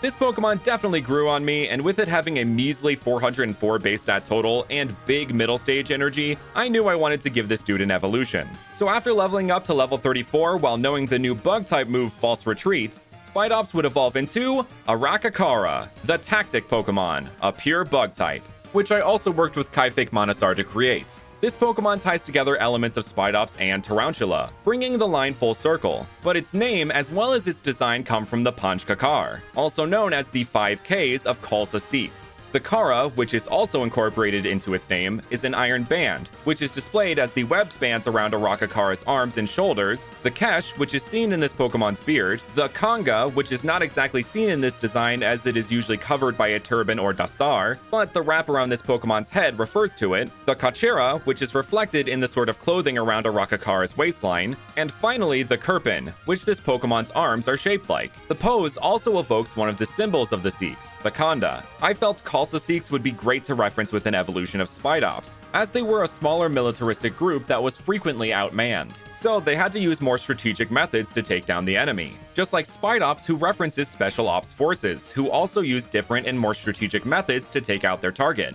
The main strategy of Khalsa Sikhs was called Daipot, or 2.5 strikes, in which they would attack, pretend to retreat, then attack again to confuse the enemy, which is referenced in that false retreat move I mentioned earlier. When using said move, Arakakara retreats to your party, in which you can swap into another Pokemon for one turn, but then the following turn Arakakara will swap back in automatically and hit the Pokemon with a priority base 70 attacking move that guarantees to confuse the target. The move would not be shown, so your opponent won't know if this is actually a hard swap or just false retreat, leaving room for a bit of swap prediction. It essentially gives you a form of a meat shield for a turn, which is great given it is pure bug type, often considered one of the weaker types. Speaking of, this evolution would make the Tarantula line the first 3-stage line that is pure bug type, which is why I didn't give it a secondary typing. If it was going to gain a new typing, it probably would have been with Spidops, who learns a good amount of moves outside its typing. Arachnophobia warning here, but Arakakara is inspired by the decorative Silver Orb Weaver, which does a similar thing with its legs to the Ogre Spider from which Spidops is inspired,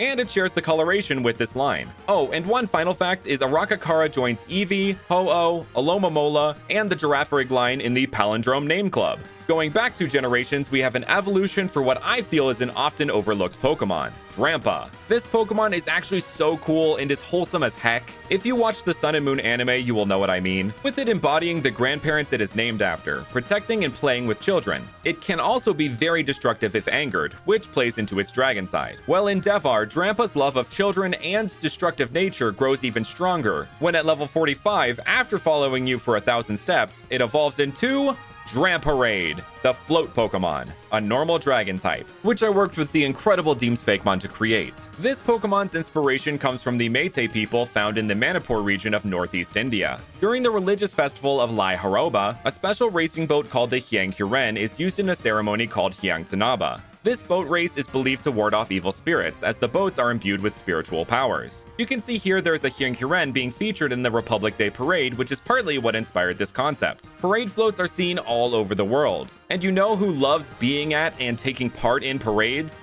Kids! So Dramparade represents that, letting kids and parents alike ride on its back around villages, making them feel special, and in fact, imbuing them with protection against ghost-type Pokemon. The shape of this Pokemon is also reminiscent of the dragon-headed longships of the Vikings, and another well-known grandpa figure fused with a boat, the King of Red Lions from The Legend of Zelda Wind Waker. And of course, if we're giving Drampa an evolution, we have to give its game-exclusive counterpart, Turtonator, an evolution as well. So at level 45, after defeating 3 Turtonator that are holding the new Mortar Scale item, which Mamastex also did the art for, Turtonator evolves into Tortank, the Ballistic Turtle Pokemon, a Fire Dragon type, which I also worked with Deems to create. Tortank takes the blasting nature of Turtonator and turns it up to 11, being partly inspired by tanks or war bunkers, with its long nose looking like turrets. Tortank's long snout is also inspired by the soft-shell spiny turtle, and it is also clearly reminiscent of the Indian star tortoise, which you can see the bottom of Tortank's shell is shaped like a star. But the Indian inspiration doesn't stop there. This Pokemon is inspired by a festival by the name of Agni Kelly,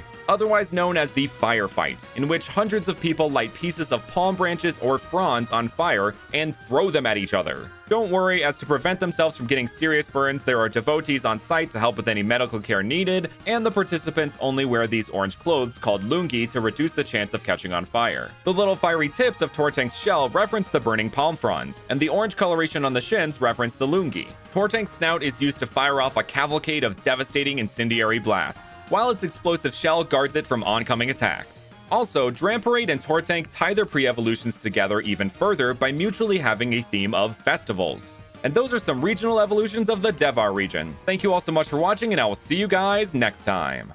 Legendary Pokemon. The mightiest and some of the most influential Pokemon in the franchise. Every generation has them, and since Gen 2, each set of games has their own box legends. With Devhar, my Pokemon region based on India, Nepal, and parts of the surrounding area, this is no different. Hey everyone, Brandon here. The lore of the box legendaries for the purely conceptual games Pokemon Jade and Pokemon Jasper would be explored in the Uncovering the Ancient storyline. One of 3 you can choose to explore, just like Scarlet and Violet had. With the other 2 storylines being called Victory Road, which would be the traditional storyline of the gyms and Elite Four, with the added twist of trying to pass the trainer qualification exam, and the last storyline is called Fighting Fate, in which you would uncover more of the mystery surrounding the evil Team Fate. Back to the legends though, you would accompany your rival Purina, the fairy tale chaser who we met in a previous video, to various temples throughout Devhar, battling mighty boss Pokemon to gain entry, and occasionally bumping into Professor Banyan, who is out researching the Spear Ice phenomenon. Slowly but surely you would put together the pieces of the lore behind the legends and their locations, battling members of Team Fate along the way, all the while learning about and helping realize Purina's dream. But in the last temple, after defeating the boss Pokemon, That Pancrud sure was tough. I didn't know if Promantic was gonna hold out. That has got to be one of the weirder Spear Eyes forms I've seen. Thank you so much for your help. With this, maybe I am worthy enough to take over for my mom as the Fairy type Elite Four member. But we finally have all the information about these legendary Pokemon. Let's put it all together.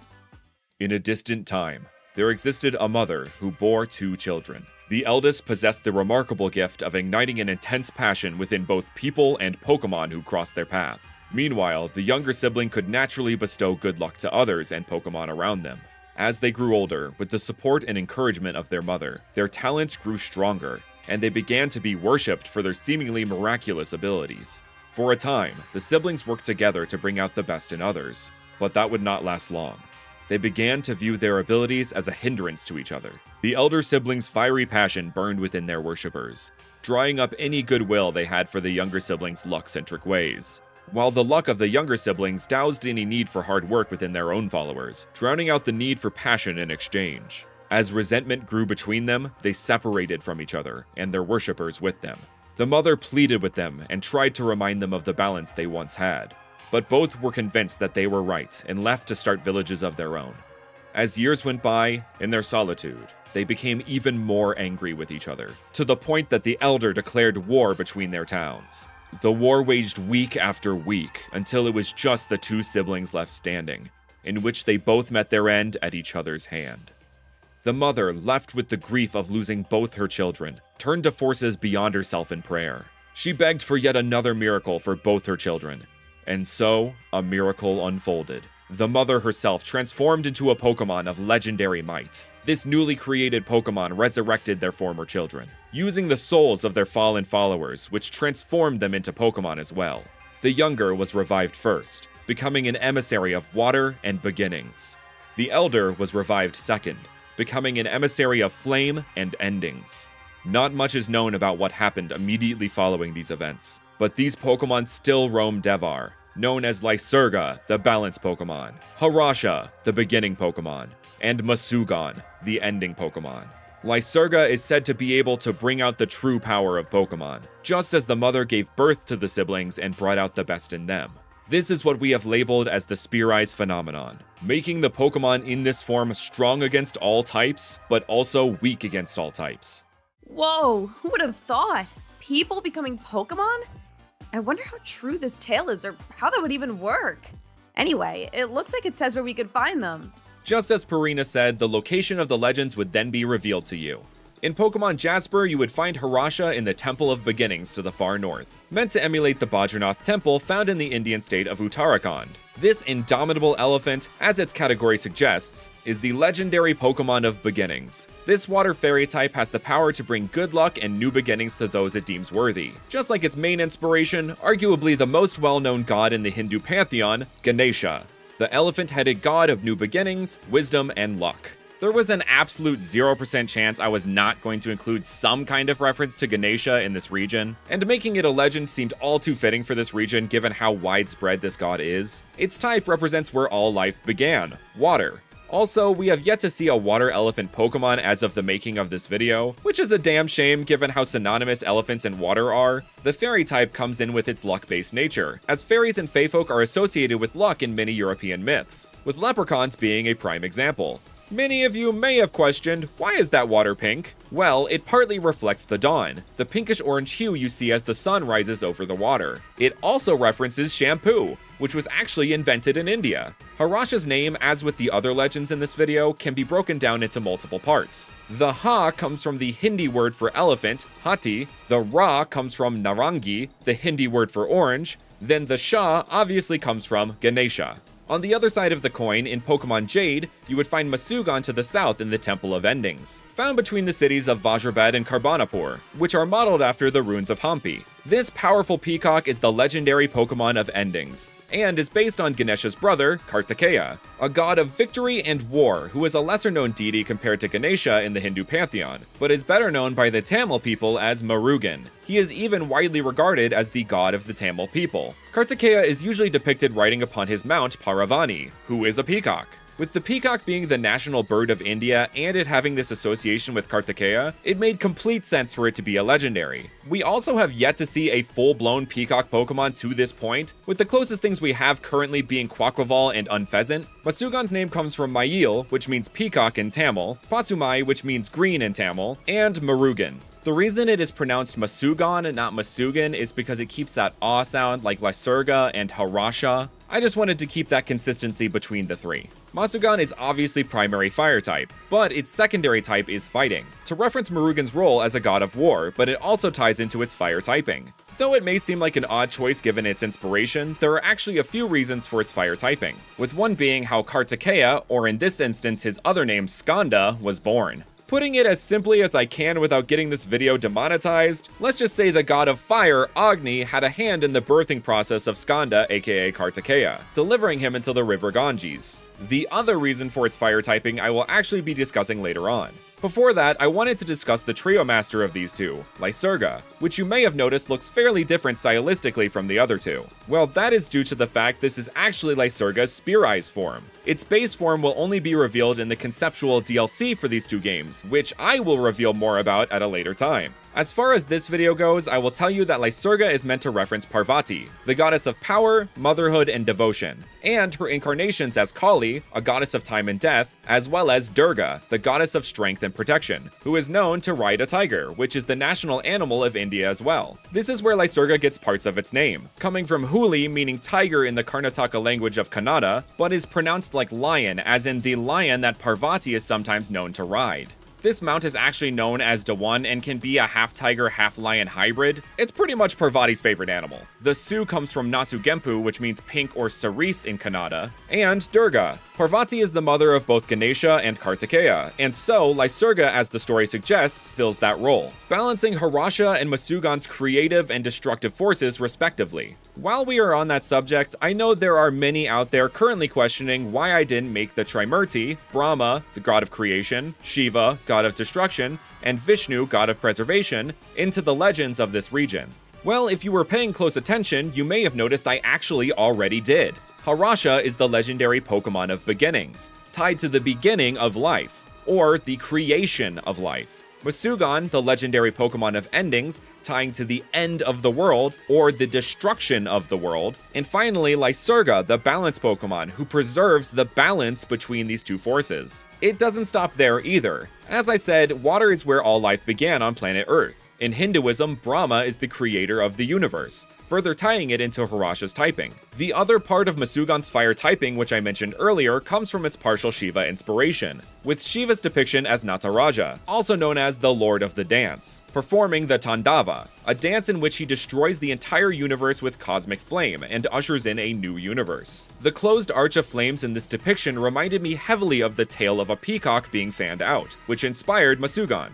With the mounts of the Trimurti being a swan, an eagle or snake, and a cow, I personally thought it would be better to reference these gods more symbolically than literally, just for the sake of having a more diverse, representative, and in my opinion, interesting set of legends. This way we have 3 animals that are iconic to India, while combining themes of creation, destruction, beginnings, endings, how those all lead into each other, and a powerful mother just trying to balance and preserve her 2 powerful children. Another aspect of these Pokemon is that I tried to use a different Indian language for each. As there are so many languages in India, I really wanted to represent them here. In the case of Harasha and Masugan, their languages actually correspond to the cultures that majorly worship them, as well as where you can find them in-game, with Hindi being mostly spoken to the north and Tamil being mostly spoken to the south. And those are the main legendary Pokemon of the Devhar region. Thank you all so much for watching, and I will see you guys next time. Boss Pokemon have become somewhat of a new staple in the franchise, and sometimes they have unique forms like in the case of the Noble Pokemon from Legends Arceus. So in the Pokemon region I've been making, Devhar, I wanted to implement that same kind of mechanic, because I think they're a fun and somewhat challenging alternative to gyms. As we discussed in the last video where we talked about the legendary Pokemon of Devhar, in the Uncovering the Ancient storyline you would go to different temples around the region with one of your rivals Purina, trying to collect information on the legends. Each temple you would visit has its own boss, and they are the protectors of the sacred information you are looking to discover. To get access to this info, you will have to prove your worth through glorious battle.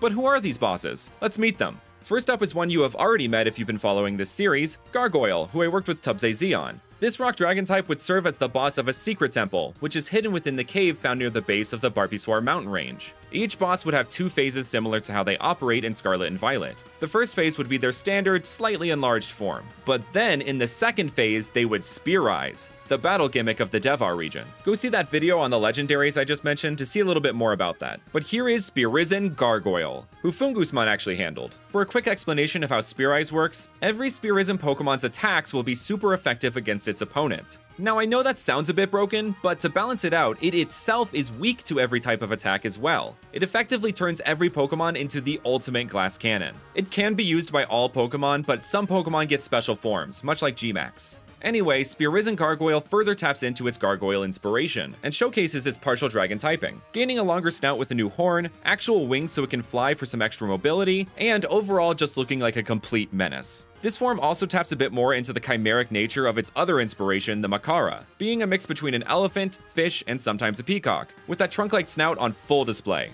I said Gargoyle here is first up, but that doesn't mean there's an order to each boss. You can tackle them in any order and they will level scale, though they will be set to a level 25 minimum, so you will probably need a couple badges under your belt before taking them on. Or you could just cheese it, like the Salt Cure strat.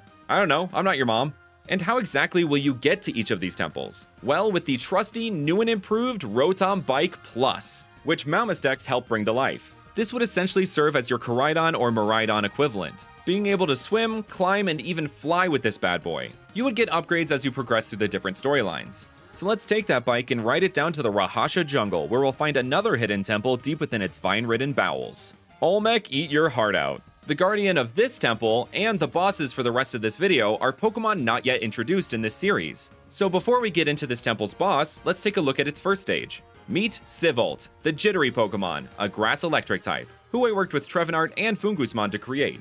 This little restless Pokemon is based on the Asian palm civet, which can be found all across India and most of Southeast Asia. This adorable creature, as its name suggests, spends a lot of time in the trees, which makes for a great grass type. And some of you may already know where its electric type comes in. The Asian palm civet is well known for its use in making a special kind of coffee called Kopi Luwak, where the civet is fed and partially digests coffee cherries before defecating them for use. I hope you weren't eating or drinking coffee there. So Sivolt is a super caffeinated civet that gets extreme amounts of energy from the berries it consumes, getting abilities like Harvest, Ripen, and even a new move called Caffeinate, where it consumes the berry it is holding. And in addition to the berry's effects, it will raise Sivolt's special attack and speed, basically like Stuffed Cheeks. Citrus or Pitaya berries could go pretty crazy with this move. After reaching level 25 and using Caffeinate 20 times, Sivolt evolves into Bintattery, the exhausted Pokemon. What happens when you drink too much caffeine over an extended period of time? You crash and probably become caffeine addicted, where it has less of an effect. I'm speaking from personal experience here. This scrungly guy is based on the Binturong, another vivarid found in Southeast Asia, which are also sometimes used to make Kopi Luwak. And that can be seen in Bintattery, with its toes looking like little coffee beans, giving toe beans a whole new meaning. Binturongs are also known to emit an odor that smells like popcorn, so Bintattery would smell like coffee. But Binturongs just look like they're so done with your crap at all times, much the same as Bintattery. This Pokemon is grumpy, becoming slower and more sluggish than its previous stage. Caffeinate doesn't even work on it anymore because of its new ability called Caffeinism, absorbing any stat changes on the field to try and gain some kind of energy, but ultimately nullifying them for both you and for your opponent. So you can't set up, but neither can your opponent. It's a real double-edged sword. It's pretty much like neutralizing gas, but for stat changes. Bintattery's name comes from Binturong and battery, but in the middle of its name is Tatter, as in how tattered looking this big old curmudgeon is. But things flip on their head again when Bintattery Spearizes. It has gone full Super Saiyan with Spear Eye's energy flowing through it, removing all its ailments and granting it the energy from its previous stage it so longs for. A true awakening in every sense of the word. While Spear Eye's forms already stick to one main color for their design, it can also be used with Bintatteries to reference blonde roast coffee. From there, we'll head northwest and make our way up to the town of Sonendir, which is based on the town of Amritsar, with its famous Golden Temple, one of the holiest sites for Sikhs, being what our next temple is based on. Moving from 2 secret temples to a very much known temple, the residents of this temple protect the information held within it, while using it as a hub for the community to meet, converse, and eat together, much like the actual Golden Temple. But within its depths is a boss Pokemon that the Temple Guardians raise and train as a part of tradition. But let's meet its base stage first. So here is Auma, the golden Pokemon, a pure water type, who I also worked with Pungusmon to create. It is based on an interesting kind of fish called the golden Masier, which has very striking shimmery scales that shine like gold, as its name implies. And what better Pokemon to reside and be trained in a golden temple? Auma's name comes from Masier, but also AU, as in the symbol for gold on the periodic table of elements. While Auma acts as the standard fish Pokemon you could find all over the region, the largest and strongest population of them live in the lake surrounding Sonendir, said to be the direct descendants of the very first temple boss. And speaking of, let's evolve Auma into this Pokemon. So at level 24, it becomes Sahauma, the Merfolk Pokemon, a water steel type. That's right, we got a reverse Merfolk on our hands. While we have mermaid-esque Pokemon with Primarina and even the mermaids in the anime with Misty's performance, we haven't actually had a full-on half-fish, half-human Pokemon yet. Sahauma gets its name from the Sahagin, which originated as a fishman monster of the deep in Dungeons & Dragons, and later became well known as an enemy race in the Final Fantasy game series, with Sahauma taking more from its Final Fantasy XI incarnation. While I love making Pokemon based on my nerdy interests, there is a connection to India here, with the incarnation of Vishnu called Matsya, which appears as a giant fish with a horn in some depictions, but in others as a half-man, half-fish, sometimes even as what looks like a man being eaten by a fish, which you can actually see referenced in the pattern around Sahauma's waist, along with its pose. A clever addition Fungus made.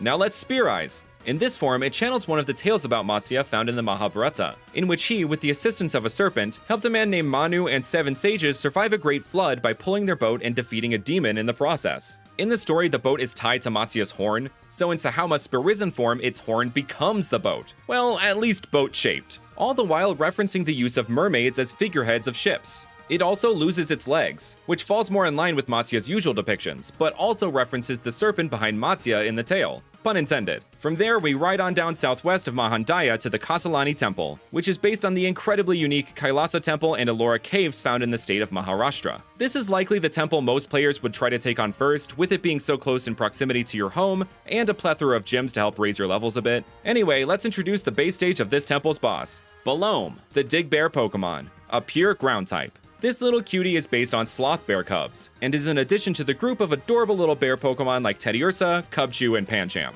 Its name comes from Balu, the Hindi word for bear, and Loam, which pertains to fertile soil. Gen 3 stands will know what I'm talking about. Sloth bears have unique claws perfectly equipped for digging up anthills and termite mounds, which are a large part of their diet. Their noses are also specially adapted to close up so they can suck up bugs like a vacuum. And these abilities are even further accentuated when Balome evolves into Terra Bear, the Big Dig Pokemon. While its name might reek of Talonflame-itis, it is actually meant to sound like terrible, as in how destructive this Pokemon can be with those big, meaty claws. Both its mouth and claws are meant to evoke the feeling of construction equipment, with Terra Bear being able to dig straight through a mountain. These holes are sometimes used to create train tunnels. As you can no doubt tell, this guy has also become one with the anthill, with it having a crown that looks like one and a necklace that mirrors what the inside of an anthill looks like. This earth-encrusted bling isn't just a reference to the sloth bear's dietary choices. It also makes reference to the king of bears found across both the Ramayana and the Mahabharata, Jambavan, which can also be seen in the pant-like pattern on Terra Bear. Both the Jambavan reference and Terra Bear's destructive potential are even furthered when it spearizes.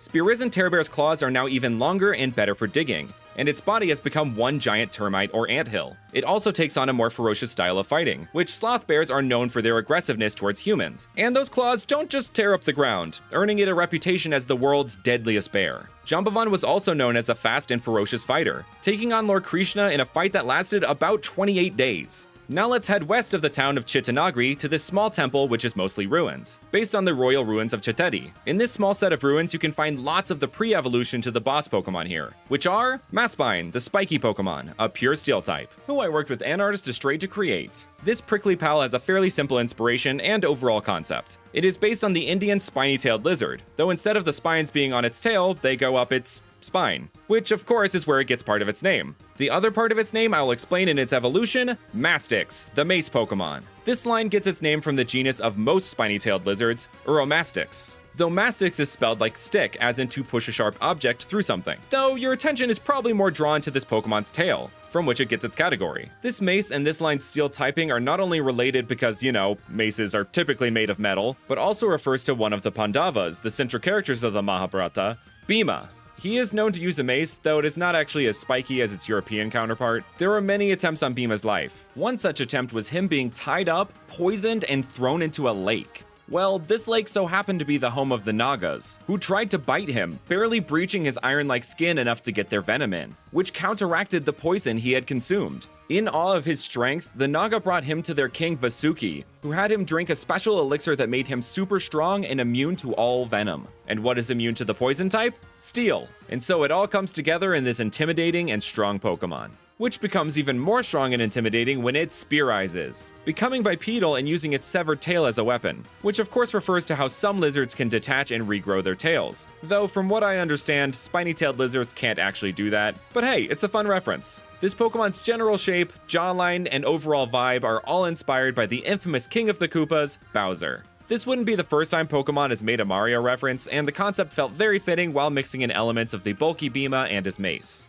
And for the final temple and boss, we head directly north to a temple based on the Bangar Fort, one of the most haunted places in all of India. So naturally, the boss of this temple should be a ghost type, and much like the last temple, it will have much of its pre-evolutions hanging about. So let's meet Panghost, the pangolin Pokemon, a pure ghost type. Its category says it all. This Pokemon is based on the endearingly unique animal called the pangolin. The reason for its ghost typing I'm going to give a bit of a trigger warning for. If you are sensitive to things dealing with animals being hurt, skip to this timestamp here. So Panghost ghost typing, much in the same vein as Cursula with its environmental impact basis, has to do with the fact that pangolin are the most heavily trafficked animal in the world. I won't show it here, but Panghost's white body is reflective of how these animals look after being descaled. It is incredibly tragic, and these are some absolutely amazing animals that don't deserve this treatment. I made this Pokemon line because I wanted to bring awareness to this cause. If you want to help, there are resources like SavePangolins.org that champion funds to preserve these fantastic creatures, which you can find linked in the description or in this card here.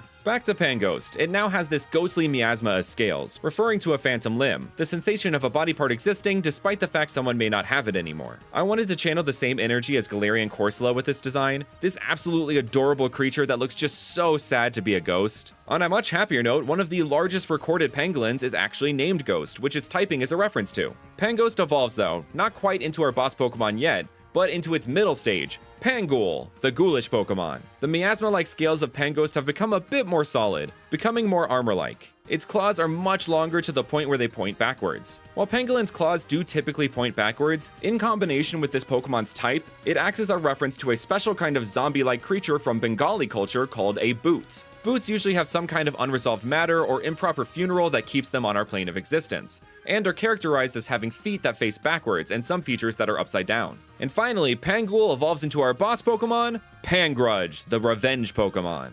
Pangol actually evolves into Pangrudge in a bit of a unique way. This Pokemon has to have absolutely 0 in the friendship stat for it to be able to evolve. It must be so consumed by hatred that it is able to unlock this form. A full Sith moment. Pangrudge, as its name and category implies, seeks revenge on those who bring about their base stage's existence. Now in its final stage, it has fully hardened armor, made from concentrated paranormal energy. The transformation of this armor across this line is inspired by a legend or cryptid found in the Chittor Fort of Rajasthan called the Abang Aku. It is said to reside at the bottom of the Tower of Victory that is in the fort, and that only the enlightened or pure of heart can reach the top. As one climbs the tower, the Abang Aku follows behind, slowly changing colors with its body becoming more solid the higher the person climbs. When someone reaches the top, the creature reaches enlightenment, which is a perfect segue into Pangrudge's Spear Risen form. As Purina said in that previous video, this is a weird one. Pangrudge, having Spear Risen, releases the shackles of revenge, and its armor-like body becomes soft and melty.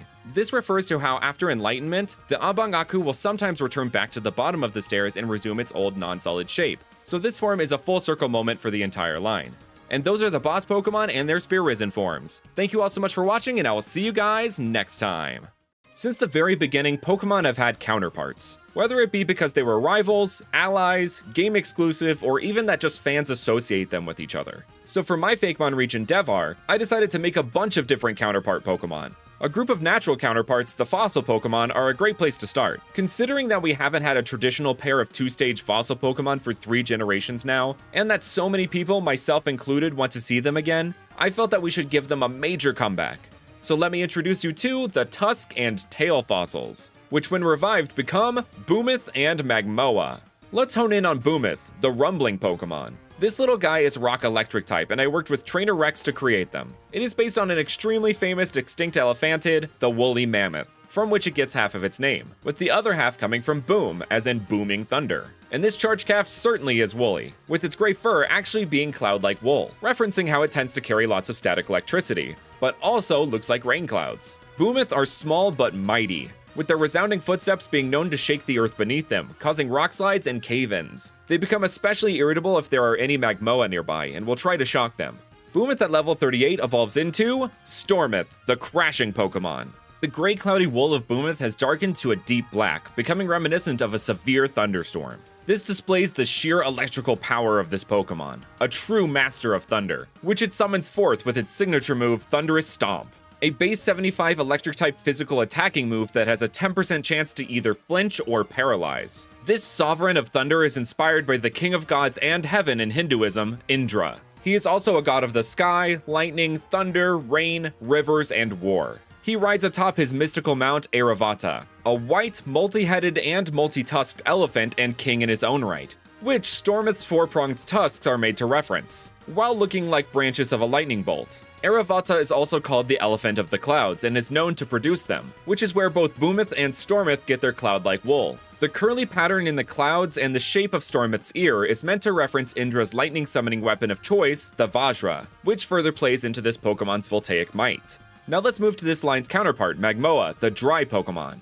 I worked with Tubbs AZ to create our hissing homie here, which is a rock fire type. Magmoa is based on the enormous prehistoric serpent, the Titanoboa. Its horns naturally reference the Saharan or desert horned viper, but also in combination with its fire typing, refers to how snakes are associated with demons and devils. Magmoa's body is so hot that it dries out anything nearby, and will actively try to dry out the wool of Boometh that are nearby. In their time, they tended to live in the harsh deserts of Devhar, and are said to be responsible for creating them alongside its evolution, Vrithon, the drought Pokemon. As its category suggests, this Pokemon can create severe droughts, with drought being its main ability. It also comes with a new move called Dehydrate, which removes the water type from its target, greatly reducing the effectiveness of water type moves, which it's quad weak to. Its name comes from its main inspiration, Vritra, who is a Devana, a race of Asuras, and is the personification of drought, and as such is the natural-born enemy of Indra. He is depicted as an enormous serpent that blocks rivers and holds the waters of the world captive before being defeated by Indra. This relationship is displayed with Vrithon and Stormeth, furthering them as counterparts. As unlike previous fossil Pokemon, you would be able to find both of their fossils in the same game, buried in the sand around the massive Valana Desert. For a bit of a fun look behind the scenes, after the design of Vrithon was finished, I was doing a bit of research for another video, and came upon a creature from Brazilian folklore called the Boitata, a fire elemental horned serpent that is sometimes depicted with multiple fiery eyes. So yeah, I accidentally designed a Boitata Pokemon before knowing it existed. Keeping with this whole fire and desert theme we have going on, we move on to 2 bug-type counterparts, this time through game exclusivity, but also in a few other ways. First up, we have a little ground-type bug that goes by the name of Hellmite, the worker Pokemon, which I worked with JJmons to bring to life. If you have been following this series from the beginning, you will recognize this guy from the very first moments of the first video. Hellmite is based on termites, which some species are known to build enormous mounds made of saliva and soil. So Hellmite is a little worker with a built-in hard hat who, with the help of its fellow Hellmite, builds massive colonies compared to their size, and even by Pokemon standards. Their natural predators would be Balome and Terrabear, who we introduced in the previous Devhar video, as they dig up their mounds and try to eat them, just like real-life sloth bears and termites. To help fight back and fortify their defense, they evolve into Digrill, the driller Pokemon. This Pokemon will dig several escape routes underneath the colony for an easy escape, and will dig traps around it to help stall their predators so they can run. If all else fails, they will take them head on, using their powerful hind legs and drill-like hands to attack. Digrill is also highly adapted to dig deep underground where temperatures rise, having abilities like heatproof or thermal exchange. Digrill's name is based on Dig and the family of the mole cricket Grillotalpidae, for which it also gets its design inspiration. Their other design inspiration obviously comes from miners, specifically gold miners. This mixture of concepts is based on a creature described to live in India 2,500 years ago by Greek philosopher Herodotus, called the gold-digging ants, also known as Myrmex indicos, or Indian ants. They were described as fox-sized ant-like creatures which guarded rich gold deposits in ancient India. While Digrill and Hellmite are more ant-adjacent, Digrill's behavior of guarding the mound takes from this creature, with the metaphorical gold being the lives of its mound mates, because the real treasure is the friends we made along the way. Hellmite and Digrill would be exclusive to Pokemon Jasper, while in Pokemon Jade you would find its counterpart, Emberm, the worm Pokemon, a fire bug type, who I also worked with JJmons to create. This adorable arthropod is based on the caterpillar stage of the common windmill butterfly, which is commonly found in Sikkim and whose coloration, might I say, is well suited to a fire type. The little spinnules of this creature are reflected on Emberm to look like tiny little volcanoes all over its body. As you have no doubt noticed, this Pokemon bears a striking resemblance to the head-empty, no-thoughts ice bug from Galar, Snom. That was intentional, as this stage is a semi-rival to Snom. A rival in cuteness! Some fans have thought of the Volcarona line as counterparts to the Frostmoth line, as they are both moths that you can get later in the game and opposite types. Regardless of that, I wanted to make a more direct butterfly counterpart. With that said, Emberm evolves into Emberfly, the smoke Pokemon. The common windmill caterpillar becomes this absolutely gorgeous butterfly that was begging to be made into a fire type. It is a species of swallowtail, and to me, those branches at the bottom of the wings looked just like billowing plumes of smoke with embers floating through them. So that is exactly what inspired this design. This species of butterfly, like many, exhibits the behavior of puddling, in which they try to extract nutrients from mud through the fluid. So that would be Emberfly's ability, Puddling, which raises their special attack by 1 stage when hit by a ground-type move, but they still take damage. These two are counterparts with each other due to their games, their abilities, and are even counterparts with other Pokemon. And one kind of counterpart that has turned into multiple counterparts now are the Pikachu clones. So as expected, Devhar has to have its own Pika clone, who is Dokiboko, the restless Pokemon, an electric ground type.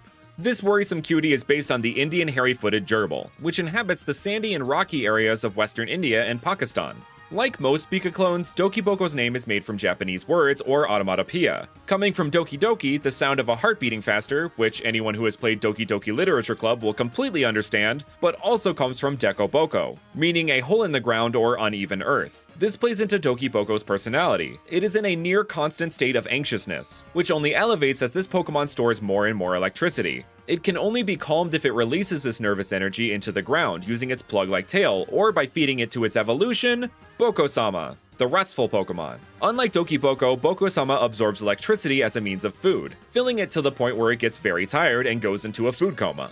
Also unlike Dokiboko, this Pokemon is based on the Indian desert Jerd, a relative of gerbils found in the Thar Desert. Boko-sama's name partly comes from Osama, which is how kings are referred to in Japanese, as this Pokemon is like the king of the Dokiboko, bringing order to the chaos of their anxiousness and ultimately being a calming and grounding presence to them. You can see it even has a crown-shaped tuft of fur, actually giving a purpose to the addition of hair upon evolution. Looking at you, Palmot! Super Saiyan looking little. Dokiboko and Boko-sama's oddly shaped tails refer to type C, D, and M plug types that are used across India. Alright, let's leave the desert and move into some other types, shall we? This next Pokemon is actually a counterpart to a regional form I made for my first region, Cornera. I had made the Ice Poison type Corneran Seviper, but many wondered, what about Zangoose? So for that, I give you Devharian Zangoose, a pure ghost type.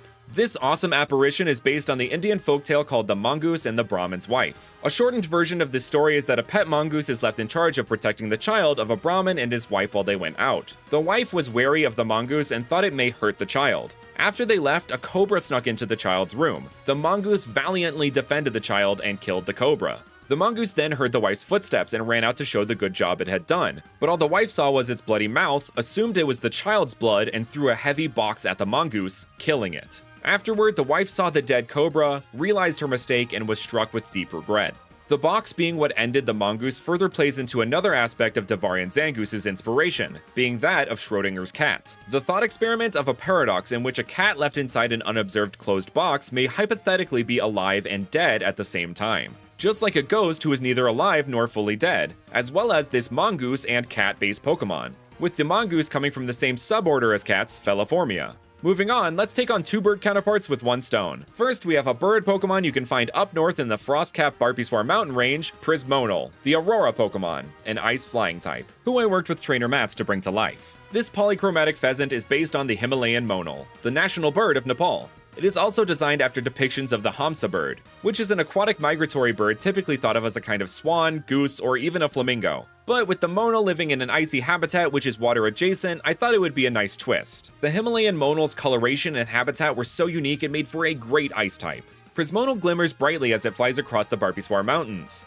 It has often caused inaccurate reports of Articuno visiting Devhar. Those reports are usually by those visiting from Kanto. For its counterpart, we head south, to just above the city of Carbonapur, where you can find Jaconium, the anodized Pokemon, a steel flying type, who I also worked with trainer Mats on. Its name comes from titanium, which is nicknamed the rainbow metal, and is one that can be anodized as its category suggests, an electrochemical process that converts the metal's surface into a decorative, durable, corrosion-resistant finish. This is how you get that colored metal like that crazy rainbow jewelry you see at Spencer's. The other half of its name comes from the Jacana, specifically the Bronzewing Jacana, which, like the monal, has this gorgeous rainbow coloration to it, though it is a bit more subtle. These are also probably the birds you've seen online with 4 pairs of legs, as they store their young up in their plumage. Jaconium's design also draws inspiration from a creature found in Hinduism and Buddhism called a Kanara, which are beautiful human-bird hybrids. Jaconium's coloration is taken from the gilded statues depicting the Kanara, further playing into its partial steel typing. These two are counterparts in their locations and in that they represent different types of rainbow or prismatic phenomena, water/ice and metal. Speaking of metal, our next Pokemon is a counterpart to a metallic fan favorite line that just got a new evolution, Poniard, Bisharp, and King Gambit. India invented what is believed to be the precursor to chess, Chaturanga. So either I was going to make a regional form, or what I actually did, which was make a brand new line that mirrors them and fills the rest of the missing chess pieces. So let me introduce you to Rookler and Nightarge, the round shield Pokemon and the blunt shield Pokemon, which are both steel fairy type. The natural opposite of swords is shields, right? I mean, that's what Pokemon said, so if you disagree, you're just wrong. Rookler's name comes from Rook and Buckler, a smaller medieval rounded shield. Nightarge's name comes from Knight and Targe, a bit of a larger rounded shield. Upon defeating 3 Nightarges that are holding a ruler's crest and leveling up, Nightarge evolves into Queen Dash, the multi-shield Pokemon. This Pokemon is the ultimate queen of defense, with one of the best defensive typings in the game and a bulky build to match. This refers to its inspiration, the chess move known as the Queen's Indian Defense. This ain't a ruler that rests on its laurels. Queen Dash is a tactful commander in its own right, and is frequently at odds with King Gambit and its pre-evolutions. Queen Dash's name comes from Queen and Rondash, a larger rounded shield. Yes, I could have gone with the route of calling it Queen Gambit and referenced that chess move, but I feel this name and move better represent the overall concept and region, plus it makes it its own Pokemon separate from King Gambit, while still being a counterpart. But for some counterparts that are more directly tied together, we have a pair of split evolutions for a Pokemon based on a world-famous Nepali creature, the Yeti. So I present you with Yetot, the Yeti Pokemon, a pure ice type. This cuddly cryptid is just as friendly and affectionate as they look. People in the village of Himendapu often have this Pokemon as their starter, because its demeanor is so welcoming and easygoing, making it a great first companion. And with it having 2 different evolutions, it makes it versatile for later gyms as well. For the first evolution, at level 35 during the daytime, Yetot evolves into Shamanable, the Light Yeti Pokemon, an ice fairy type. This Pokemon is a healer. It is revered in villages across the Barpyswar Mountains, and are believed to be the originators of holistic medicine across Devhar. Shamanable's signature ability is Mystical Cure. which heals any status condition of one member in the party upon being switched out of battle. Kind of the opposite of the natural cure ability, which it also would be capable of having. And for Yetat's second evolution, at level 35 during the nighttime, it evolves into a Bombage, the Dark Yeti Pokemon, an Ice Dark type.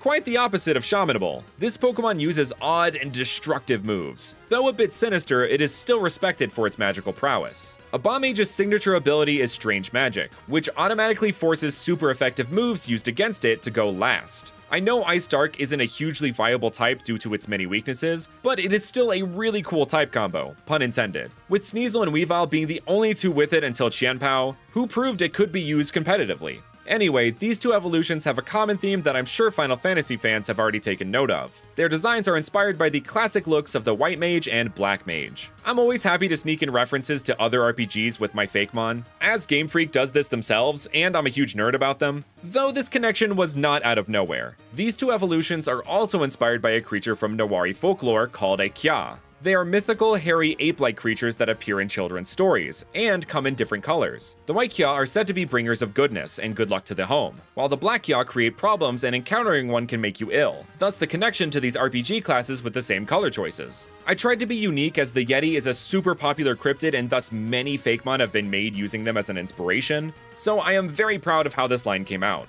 And those were some counterpart Pokemon of the Devhar region. Thank you all so much for watching, and I will see you guys next time. As of Generation 9, there are 9 unused type combinations in Pokemon. With each gen giving us 7 or 8 new type combinations, it would make sense for the next generation to just fill the rest with new Pokemon or regional forms. So for my Fakemon region Devhar, I decided to do exactly that. Hey everyone, Brandon here. With Devhar being based on India, Nepal, and parts of the surrounding area, I wanted to have these new type combos be as unique in their concepts as the typings themselves. That being said, nearly half of the type combos are part normal, despite a few already existing Pokemon being perfect fits for some of them, which is especially odd when you consider normal has the second largest population of Pokemon to date. The only things that aren't normal here are the fact that these type combos are still unused, and the fact that you still haven't hit that like button, comment, or subscribed yet. Let's fix both of those things, shall we? There are a couple of these normal type combos we've already discussed in previous videos. For normal rock and normal steel, we have a couple of evolutions to the early root normal types, Stalagpine and Sorolger, based on the Indian crested porcupine and the Indian rhino respectively. To learn even more about them and their base stages, you can check out this video here. Now on to some new things. A kind of unwritten rule I made for myself after my first region, Cornera, was that I was going to make more original Pokemon since Cornera was so regional form heavy. And for these type combos, I had another rule. Whatever type combo I had made a regional form for before, I would try to make a new Pokemon for Devhar and vice versa. So last time for normal ice, I had made an original Pokemon. Therefore, I'm going to make a regional form this time. So without further ado, here is Devarian Skiddo, the mountain Pokemon, an ice normal type, who I worked with JJmons on. These Skiddo are highly adapted for the harsh cold weather and steep mountains of the Barpiswar mountain range. They have abandoned their grassy coat in favor of a warmer, fluffier one, and the grass typing along with it. Its ability would very naturally be Fur Coat, helping it resist physical moves, like most fighting type moves are, which it is quad weak to. Actually, 3 of the 4 normal type combos in this video are quad weak to fighting, and might be why Game Freak is hesitant to fill them. But they, like all other Pokemon and their type combos, deserve to exist despite how bad they may be competitively. Anyway, at level 32, Devarian Skiddo evolves into Devarian Gogoat, also the mountain Pokemon. With even more dense fur and an even more adventurous temperament, this Gogoat proudly roams all over its mountainous home without fear of falling, as it is very adept at climbing on even the steepest mountain faces. Unlike its Colossian counterpart, this Gogoat is much more difficult to ride and takes a very skilled handler or trainer to master riding it. Devarian Gogoat and Skiddo are obviously based on general mountain goats, which are known for climbing seemingly impossible cliffs, but they are also based on the very fluffy Himalayan tar. Like other mountain goats, the tar has great mobility and has actually had great success as an invasive species in countries like New Zealand, Argentina, and even the US because of this. The extra styling on this coat also acts as a reference to a very famous kind of goat that gets its name from the Indian subcontinent, the Kashmir goat, whose wool is highly sought after for its use in clothing. This Pokemon is also a reference to the Sherpa people of Nepal, who actually have a genetic predisposition for high altitudes called the super athlete gene. This has led to the profession called a Sherpa, which describes a mountain guide. usually in the context of climbing Mount Everest, for which many used to be a part of the Sherpa community. But there's an important distinction here between the Sherpa people and the profession, as the over-tourism of Mount Everest is something that has become a worse and worse issue as time goes on. Rich people come to climb the mountain, don't show it the respect it deserves, and so we have more and more trash covering it each year, leading to pollution of the water runoff, which affects local people. Yet another uncool rich person moment.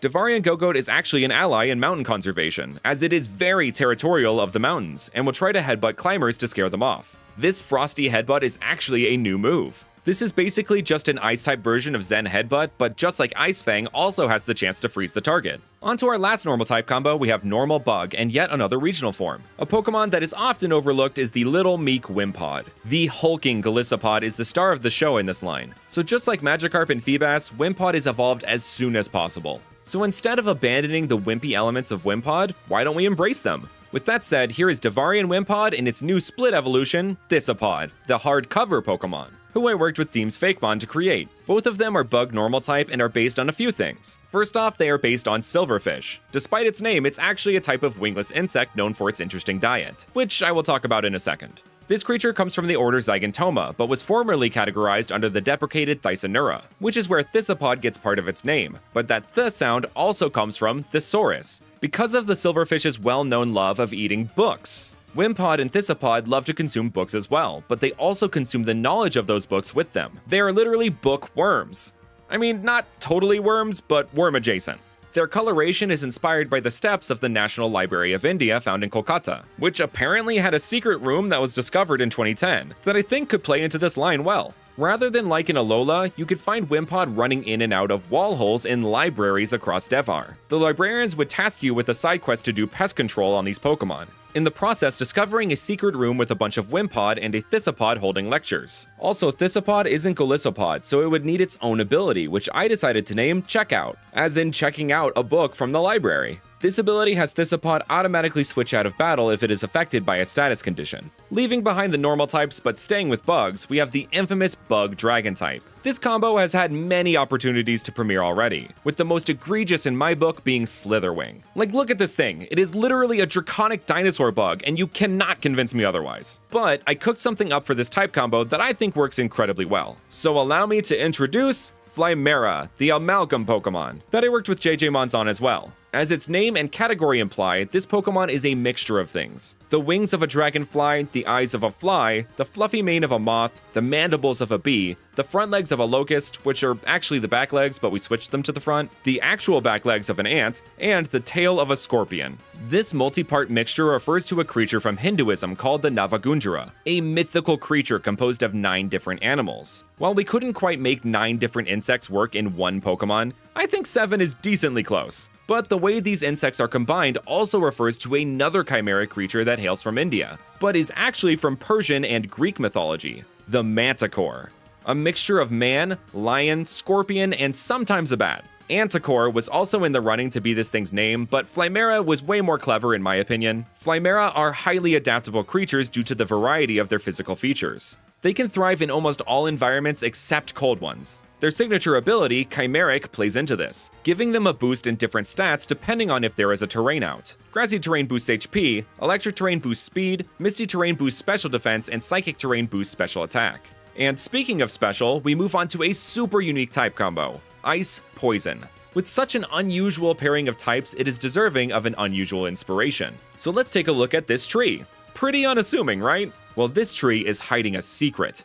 A deep, dark, deadly secret. This little fruit here. This tree is called the Strychnos nux vomica, also known as the strychnine or poison fruit tree. This fruit contains a special kind of toxin called strychnine that if consumed has some very deadly effects such as muscle spasms that lead to a fever. This form of poison was actually a favorite of writer Agatha Christie and was used in the murder of a few characters across her many books. The inside of the strychnine fruit and the powdered version are both white and crystalline, just like snow and ice. On top of that, the strychnine tree blooms in winter. And remember how I said the poison can give you a fever? You know, the thing infamous for making you feel cold? These inspirations all culminate in our ice poison types, Albinux, the chilling Pokemon, and Xenux, the fatal Pokemon. Albinux is a joyous little fruit-like Pokemon, evoking Pokemon like Bounsweet and Cherubi, even though it isn't a grass type. I also used Lumas from Super Mario Galaxy as an inspiration for the body shape. Xenox, on the other hand, is full-on flower-based, much the same as the Glamora line that look like a flower despite being rock poison type. And it certainly isn't like your other flower waifus. It may look all cute and innocent, but this Pokemon is a fatale. The literary trope of an attractive or seductive person who lures you in with their good looks before stabbing you in the back, both figuratively and literally. Specifically, the Diana version of this trope, dressed in white to look saintly and innocent. While Agatha Christie didn't really use this trope, that literary inspiration is meant to reference her use of strychnine. Albinox and Xenox are usually found at the base of the Barpiswar mountain range. Xenox will lure prey with an alluring smell that their petals can give off. When the prey is close enough, Xenox will freeze it solid and then inject it with poison. This line also sort of acts as a counterpart to the Padmaya line I previously introduced, with their typings as well as their personalities being complete inverses of each other. Albinox's name comes from albinism, the conditional absence of melanin making every part of the body colorless or white. And Nux, coming from its inspiration, the Strychnos Nux Vomica. Xenox's name comes from Frozen or Zenith and Nux. So if it's a counterpart, why wasn't it in the counterparts video last month? Because I wanted to save it for this one, silly. The same can be said about our next entry, which is also an inverse of types from our last combo, Fire Fairy. One of the best things I find to do when making a fairy type is to look to fairy tales. And there just so happens to be a Sanskrit one that I found to be a great inspiration for a Pokemon. The legend is of a beautiful woman who agreed to marry a king on one condition, that he never show her a single drop of water. Of course, one day he did, and she immediately sank out of sight, just as the sunset sinks into the sea, transforming her into a frog named Beiki. So with that said, allow me to introduce Tadpole, the Firetail Pokemon, a pure fire type, and Bakroak, the Sunfrog Pokemon, a fire fairy type, who I worked with Fungusmon to bring to life. We have had a Grass Frog Pokemon and several Water Frog Pokemon, so with this we finally get a Fire Frog Pokemon. This line, especially Bakroak, takes inspiration from the Indian Bullfrog, which males sport this bright yellow and blue coloration during the mating season. If you had the thought, gee, Bakroak sure looks a lot like Politoed, you would be absolutely correct, and that was intentional. Politoed across its many dex entries is known as the king of Poliwag and Poliwhirl. So, Bakroak is the queen to its king, just like Beiki formerly was a queen. Politoed is known for using Rain Dance, and so Bakroak would of course learn Sunny Day. Speaking of sun, you can see the little suns across Bakroak's design, as well as what looks like sunlight coming from its mouth to fully lean into its category and inspiration. On to yet another fairy type and the pseudo-legendary of the Devhar region. I very much wanted to break from the dragon type pseudo pattern, as we have had two very solid examples of what that can look like in the past, and I've done it before with Cornera, so I wanted to continue that trend. The Garo people of India have within their folklore a creature of terrifying size and strength, the Wakmanganchi Aragondi. A primordial demon pig as tall as a mountain with 7 heads, lined with tusks as sharp as a scimitar. Well, that sounds quite ferocious. Why a fairy type? Well, this creature wasn't always this way. In fact, the 3 uncles of the hero who eventually slayed this beast brought it home as a pet who stayed in a sty made of stone. 3 brothers and a pig who lives in a house made of stone. Why does that sound so familiar? Oh, I got it. So here is Walkstock, the Piglet Pokemon, a ground fairy type, who I also worked with JJmons to create. This little oinker represents the Wakmanganchi's adorably innocent origins. Like many pseudo-lines and Pokemon in general, who start off as cute and cuddly creatures before transforming into behemoths of mass destruction. It also represents the first little pig who built its house out of straw, with Walkstock's hair and tail looking like said straw. Its name comes from Wak, which means pig in Garo, and stack, as in a haystack. At level 35, Walkstock evolves into Wak, the doublet Pokemon. You know what they say, 2 heads are better than 1, and Pokemon seems to agree. If we can have multiple dragon flying type pseudos, I think we can have multiple multi-headed pseudos too, alright? With this second head, we also get the second little pig who made their home out of sticks, shown by the more spiky or stick-y hair. You may have noticed a few other details also multiplied with this design. As we've established, Wak means pig in Garo, so its name is literally just Pig, which is so funny to me, but works given it is 2 pigs put together. You could also work in the idea of whack, as in like whacking someone with a stick. Look, I know it's a stretch, just go with it. Finally, at level 45, Wak evolves into Wakpok, the triplet Pokemon. You know what they say, 3 heads are better than 2. Pokemon also seems to agree with that. Could you scooch over him a little bit? Anyway, Wakpak is an absolute beast whose stomping tantrum is unmatched. And absolutely this monstrosity is physically bulky. The final little pig is brought into this design with the middle head which has a more blocky hair like the bricks that the final house was made of. But also kind of looks like a pineapple. Now I'm hungry. You know who else is? Wakpak, who is constantly eating with those 3 mouths lined with razor-sharp tusks. It will eat anything, much like pigs who are not picky about what they eat. As such, Wakpak would have the ability Earth Eater, and a new hidden ability called Iron Eater, which works just like Earth Eater but for steel types. Is that broken for a ground fairy type? Maybe, but I don't really care.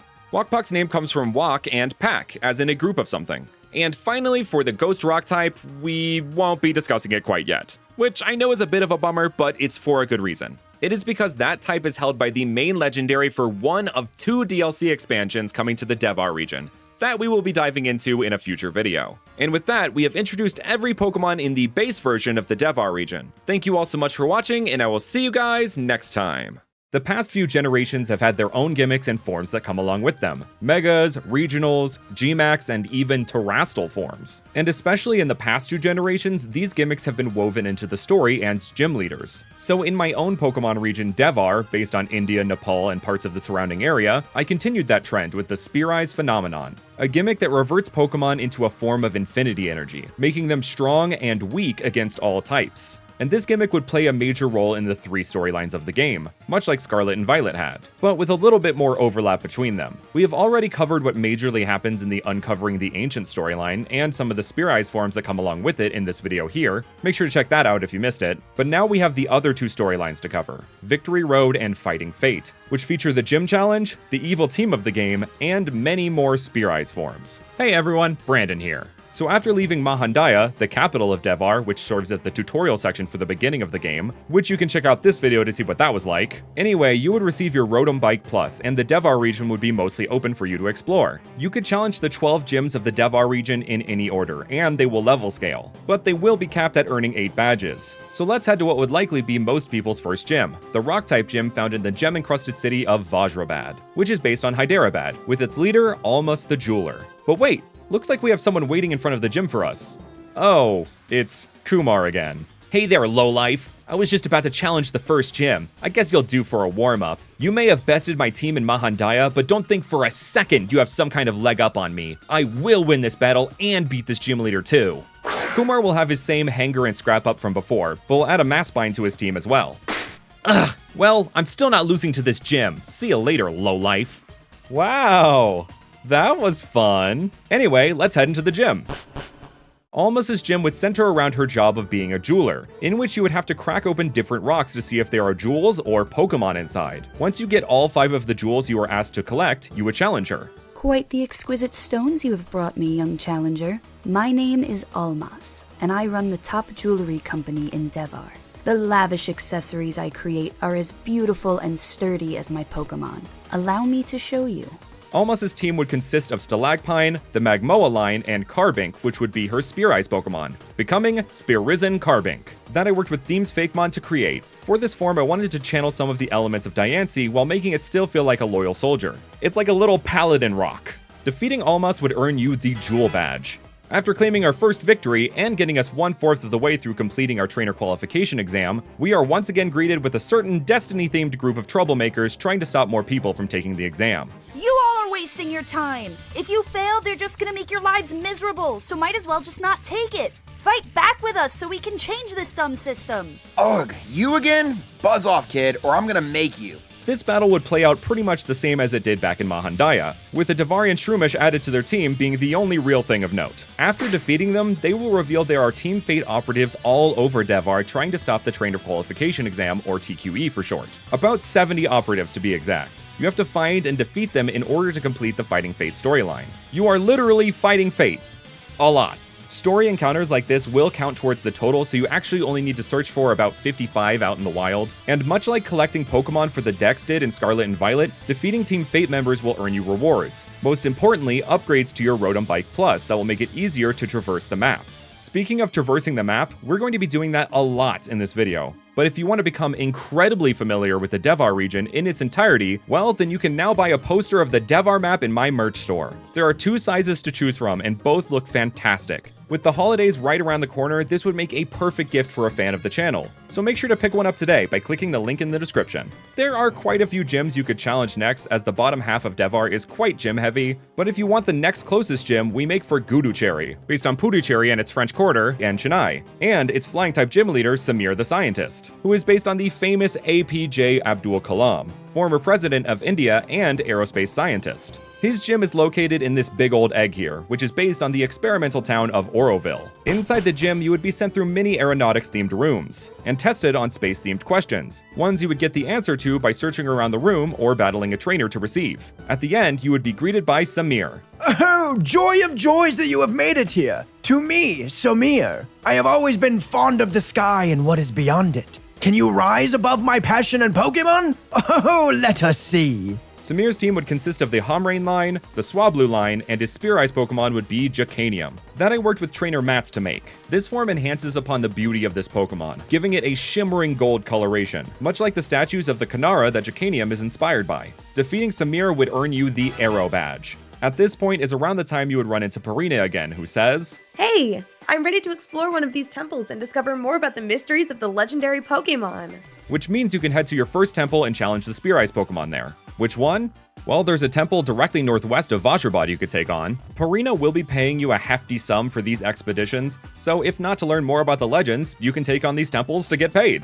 After either taking on your first temple, or just skipping it, I don't know, I'm not your mom, you could head to gym number 3. You can go any way you want from here, but I recommend either heading east to the city of Vizakwa, inspired by the city of Visakhapatnam, with their gym leader Sarita the Dancer, who specializes in water types, or you could head north to the town of Kashina, inspired by both the city of Varanasi and the Kumbh Mela festival, held in Prayagraj, which is not too far from Varanasi. Anyway, Kashina's gym leader is Janu the Sage, who specializes in psychic types. If you challenge the Vizakwa gym, you will be expected to move like the waves in a dance challenge, timing out the button presses to impress Sarita, who is based on Lakshmi Narayan Tripathi, a trans or Kannar rights activist and incredible dancer. Well, you certainly know how to aqua step it up.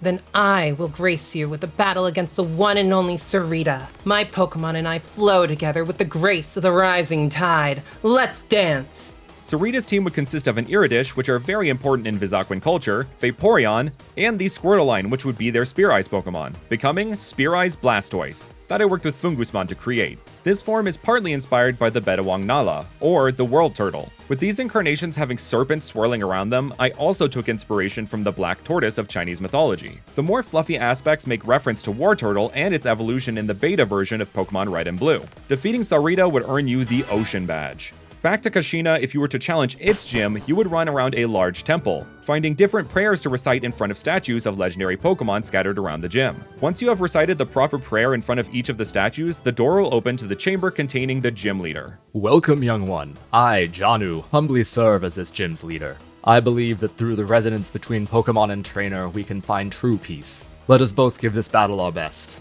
Janu's team would consist of Oranguru, Devarian Comfey, and his Spear Ice Pokemon would be Metatama, who I worked with Anartis Astray to create. This form reflects the enlightenment of Lord Buddha, for which Metatama is inspired by. Defeating Janu would earn you the Meditation Badge. After leaving the gym, you would be immediately greeted by a very handsome and adventurous-looking trainer. Ha! A gym challenger? A victorious one at that! How many gym badges does that make for you there, champ? 3? That means you are only 1 badge away from completing your trainer qualification exam. Well, best of luck to you. I'll pray to Lysurga for your success. Catch you later. What an eccentric guy. At this point, it would probably be best for you to head to the second temple, which I'm sure Purina would be excited about, with there being one hidden in the Rasasha jungle to the east of both Vizakwa and Kashina. The 4th gym is one with a special circumstance, so while we could go to Kalhiti, which is even further to the east, I highly recommend braving the Valana Desert to get to the castle town of Singati, which is inspired by the city of Jaipur. But before you can even enter the city, you run into trouble, and make it double. Both Kumar and Team Fate are outside the enormous protective walls of Singati. You will not stop me from getting into Singati to challenge my brother and complete this exam. You wanna bet? You hear a much larger and intimidating Team Fate member standing at the front of the group. Yeah, it is my destiny to win and surpass my brother. There is no winning in this oppressive system we live in, kid. The quicker you learn that, the better. If you want to find the true strength to crush your enemies, the power to change your fate, join us. I would never join a bunch of lowlifes like you. Thanks, but no thanks. Suit yourself. All right, grunts, let's show this brat. You would then rush to Kumar's aid with a double battle with this Team Fate admin and a Grunt. The admin has a Gargoyle and a Haunchcrow, and the Grunt would have a Gooncash and a Devarian Furret. After defeating them, you hear from behind the group, "That's enough, Amar. Out steps a Team Fate Grunt with a strange helmet. You've made your point. No sense in grouping up on literal children." Alright, fine. You heard the boss. Let's roll out, crew. Team Fate leaves and you see Kumar enter Singati. He looks a little bit shaken. The gym challenge for Singati would be climbing through the near labyrinthian structure of Singati Castle, getting clues along the way as to which doors you should enter through in order to reach the top to face its gym leader, Reiti the King, who is also the brother of Kumar, is a ground type specialist, and is inspired by Prince Manvendra Singh Gohil, who is considered to be the first openly gay prince of India. Well, this is quite the surprise. It's rare for me to see one challenger each week, let alone two in a single day. Welcome. I am Reiti. In this battle, you not only face me, but the hopes and dreams of the kingdom of Singati itself. Can you handle the might of that? Reiti's team is made up of the Terra Bear line, Nidoqueen or Nidoking depending on which game you play, and the Flygon line, which will be his Spear Ice Pokemon. Fans of the channel might recognize this form as Mega Flygon from a video earlier this year, but it was originally intended as a Spear Ice form. To learn more about its inspirations, you can check out this video here. Defeating Reiti would earn you the Land Badge. Upon exiting the castle, you see Kumar, who looks defeated? My own brother made me fail the exam. How could he? How could I have lost? It was my destiny. Kumar stands in stunned silence, not even noticing you standing right next to him. Leaving Singati with the 4th gym under your belt, you have successfully passed your trainer qualification exam. Oh, and looks like you're getting a call from Professor Banyan. Hello? Are you there? Well, allow me to be the first to say congratulations on completing the TQE. You are now fully licensed to train Pokemon and battle other registered trainers. I encourage you to continue your path on the gym challenge. Perhaps you could even make it all the way to the Elite Four of Devhar and face our champion, Azhar. Best of luck with whatever path you choose. Talk to you later.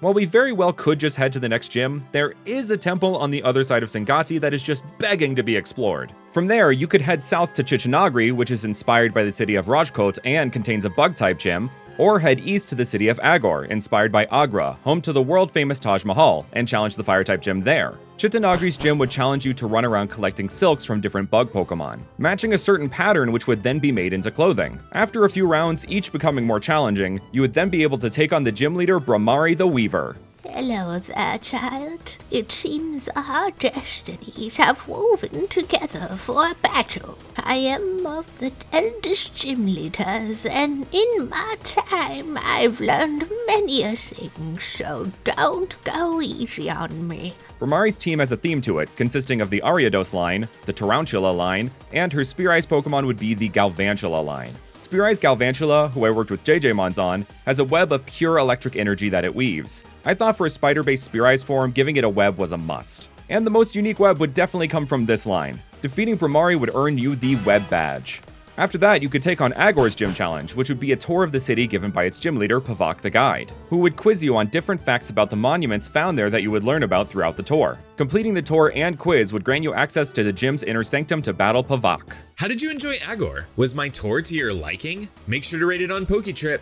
Alright, tour aside, you have earned yourself a gym battle, so let's get right down to it. Pavak's team would be the Emberm line, the Tadpole line, and their Spear Eyes Pokemon would be the Charmander line, resulting in Spear Eyes Charizard. This form is inspired by a dragon and primordial deity from Meitei mythology, the Pakamba. I really liked the idea of a more Asian-inspired appearance for Charizard, and Fungus really killed it with bringing my vision to life. Defeating Pavak would earn you the Burn Badge. Speaking of Spear Ice starters, your starter Pokemon should just about be fully evolved at this point in the game, so allow me to introduce the Spear Ice forms for Thawthorn, Gyox, and Vasunami. Thawthorn's new form further expands on its Banyan tree inspiration, sprouting out a second tree from its back, or it could even be interpreted as a third horn. Speaking of horns, Gyox's have become the focal point of its Spear Ice form, with its earthen coating coming up and out, even more similar to its inspiration of Agangi Redu. Vasunami's bubbles now expand out in serpentine shape with its Spear Ice form, reflecting the multiple heads of its inspiration Vasuki and Shesha. And with these new Spear Ice forms at your disposal, you could feel free to head to the temple just west of Chichanagri. But unlike previous encounters, if you have progressed the gym storyline, you will find your rival outside the temple before you and Purina arrive. Hey, this temple sure is interesting. It shows such vivid imagery of the legendary Pokemon of this region. They wield such incredible power. How? How did you beat my brother, yet here I am, with my dream left shattered? Well, I'm going to prove I don't need some stupid test to show how strong I am. Kumar's team will have significantly improved since your last fight, now having a Mongrel, Devharian Breloom, and one of the fully evolved starters you didn't pick that is strong against yours, which can Spear Eyes just like yours can. Where did he come across that? Either way, it won't matter as you soundly beat him. I don't care how, but I will beat you. See you soon, kid. I think he forgets we're the same age. Either way, you would head into the 4th temple and take on the Spear Eyes Pokemon there. After that is the 6th gym, which could either be Fighting or Ghost, heading to the cities of Mambia or Bua respectively. Mambia is inspired by the city of Mumbai, home to the famous Bollywood, so of course this gym challenge would have you starring in a movie a la Pokestar Studios, complete with action, romance, and of course a dance sequence for the final round. Upon finishing your new blockbuster, you would be able to challenge the gym leader and director of the movie, Kavia the Star. She is inspired by various Bollywood actresses, but most prominently Priyanka Chopra. Excellent job! You've got real star potential, but you aren't just here to pad your PMDB. You want to battle, huh? Well, prepare yourself for an award-winning challenge. Kavia's team would be made up of either the Devharian Conkeldurr or Devharian Machamp lines depending on which game you're playing, the Toxicroak line, and her Spear Eyes Pokemon would be the Wrestlanger line. Spear Eyes Wrestlanger further expands on its inspiration of Hanuman, and adds a bit of Sun Wukong from Chinese mythology, who is said to be inspired by Lord Hanuman. Defeating Kavia would earn you the Action Badge. And if you chose to go to Bua instead, there seems to be 2 people chatting in front of the crowd surrounding the gym. Yeah, dude. I'll make sure to sneak some of your favorites in this set list. The other person remains quiet. Righteous, man. For sure. I'll catch you later. The other person walks off and you seem to get noticed. Oh, hey, dude. How long have you been standing there? Well, anyway, I'm Slyme, and that was Zapier. He doesn't talk much, but he loves the tunes, and it helps him communicate a lot better. Oh, and you're probably here to challenge me, though, huh? Well, let's see if you can make your way through this crowd first. See ya. Bua itself is inspired by Goa and the famous Sunburn Festival held there, with its leader Slyme the DJ, who you just met, keeping the city in non-stop party mode. As Slyme said, you would work your way through the crowd of zombie-like festival goers, battling in either double or triple battles, enjoying the absolute bop of a city theme along the way. Speaking of, make sure to check out Jumpluff Music, who did all the music for this video and the Devhar series. Anyway, after defeating enough trainers, you would make your way to the stage to challenge Slyme. Dude, you made it! I had a blast, my man! My auntie Rhyme taught me to always have fun, whether you are battling or making music. So I decided to travel the world and do both. So cut the chatter. Let's have some awesome fun. Slyme's battle would be a bit unique in that it would be a rotation battle, perfect for a DJ. So his 3 Pokemon would be the Gensense line, the Pangrudge line, and his Spear Eyes Pokemon is actually a bit of a unique case. Using the Spear Eyes phenomenon with Spiritomb actually triggers a new evolution. So meet Enlightomb, the Enlightened Pokemon, a ghost fairy type. The odd keystone is now a statue that reflects Lord Buddha reaching enlightenment, with Spiritomb acting as the light shining behind his head. My thought behind this evolution was, what would it look like if all 108 spirits within Spiritomb all ascended to a higher plane of existence? And so this is what Fungus and I came up with. Originally, this was going to be a Spear Eyes form, but it worked so well as an evolution that we decided to change the concept. I know this makes the second Lord Buddha inspired Pokemon in this video, but both concepts were too good for me to scrap one.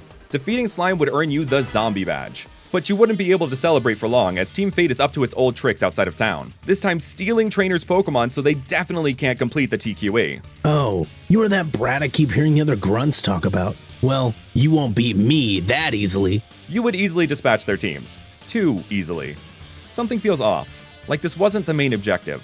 As they leave, you notice that excitable man from before seems as though he is following them? What's up with that? Either way, you could take on the 4th temple in the cave south of the town of Barling, that is based on Darjeeling, which has the famous railway and tea. After that brief detour, the 7th gym is next, and you just so happen to be located in between 2 options, either ice in Himendapu or poison in Kalhiti. If you trek up the foothills of the Barpiswar Mountains to the village of Himendapu, which is inspired by Kathmandu, the capital of Nepal, you would be greeted outside the gym by its leader, Nihar the Mountaineer. Nihar is inspired by mountaineer and guide of the first recorded summit of Mount Everest, Tenzing Norgay. Oh, you must be here to challenge the gym. My name is Nihar, and I run the gym here, but spend most of my time climbing these mountains. This is actually where my gym challenge takes place. I'll meet you at the top for our official battle. Anyway, as Nihar said, you would climb up the large main mountain here to meet him at its peak, battling trainers and wild Pokemon along the way, without the use of your Rotom Bike Plus. But once you reach the summit... Wow, you made surprisingly quick work of that climb. Perhaps you are as worthy a trainer as you are a climber? Well, if you thought that trek was cold, just prepare to face my team.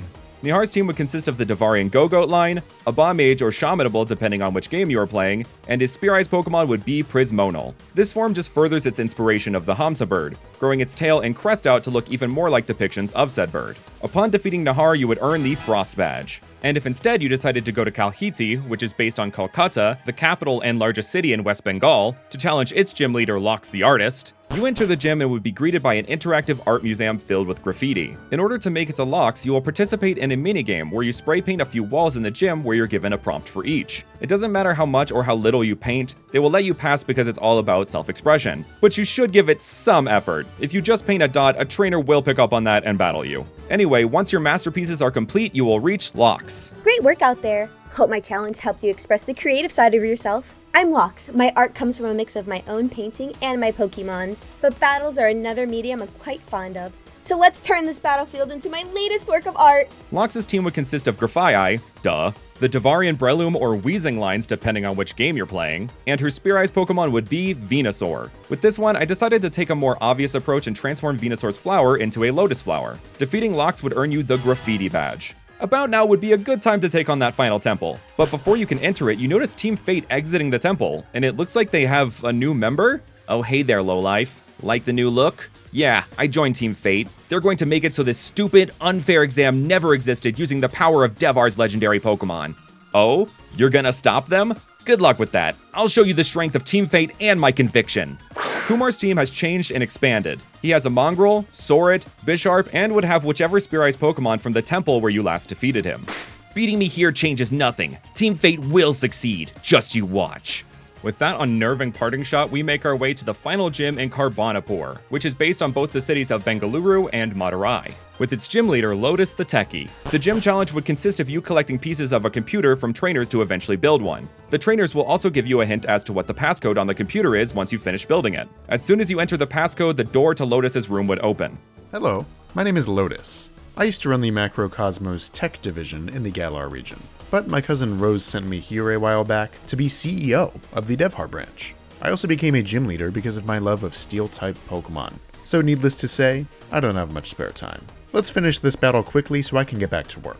As Lotus said, he is a cousin to Rose, and thus also a cousin to Peony. As such, his team would start off with none other than Kaparaja. After that would be Magnezone, and his Spear Eyes Pokemon would be Mastix. Defeating Lotus would earn you your final badge, the Tech Badge, and would give you the ability to challenge the Elite Four of the Devhar region, which can be found in Devhar's capital and the first city you ventured into, Mahandaya. And to those wondering, since Devhar has 12 gyms and you only need 8 badges to get into the Elite Four, you would be able to challenge the remaining gyms in the postgame as well as rematch the gym leaders you beat, with them having improved teams. Anyway, this Elite Four, like Gens 5 through 7, would allow you to pick the order in which you challenge each member. So let's get started with an Elite Four member you've actually already met, the Electric Specialist, Zapir.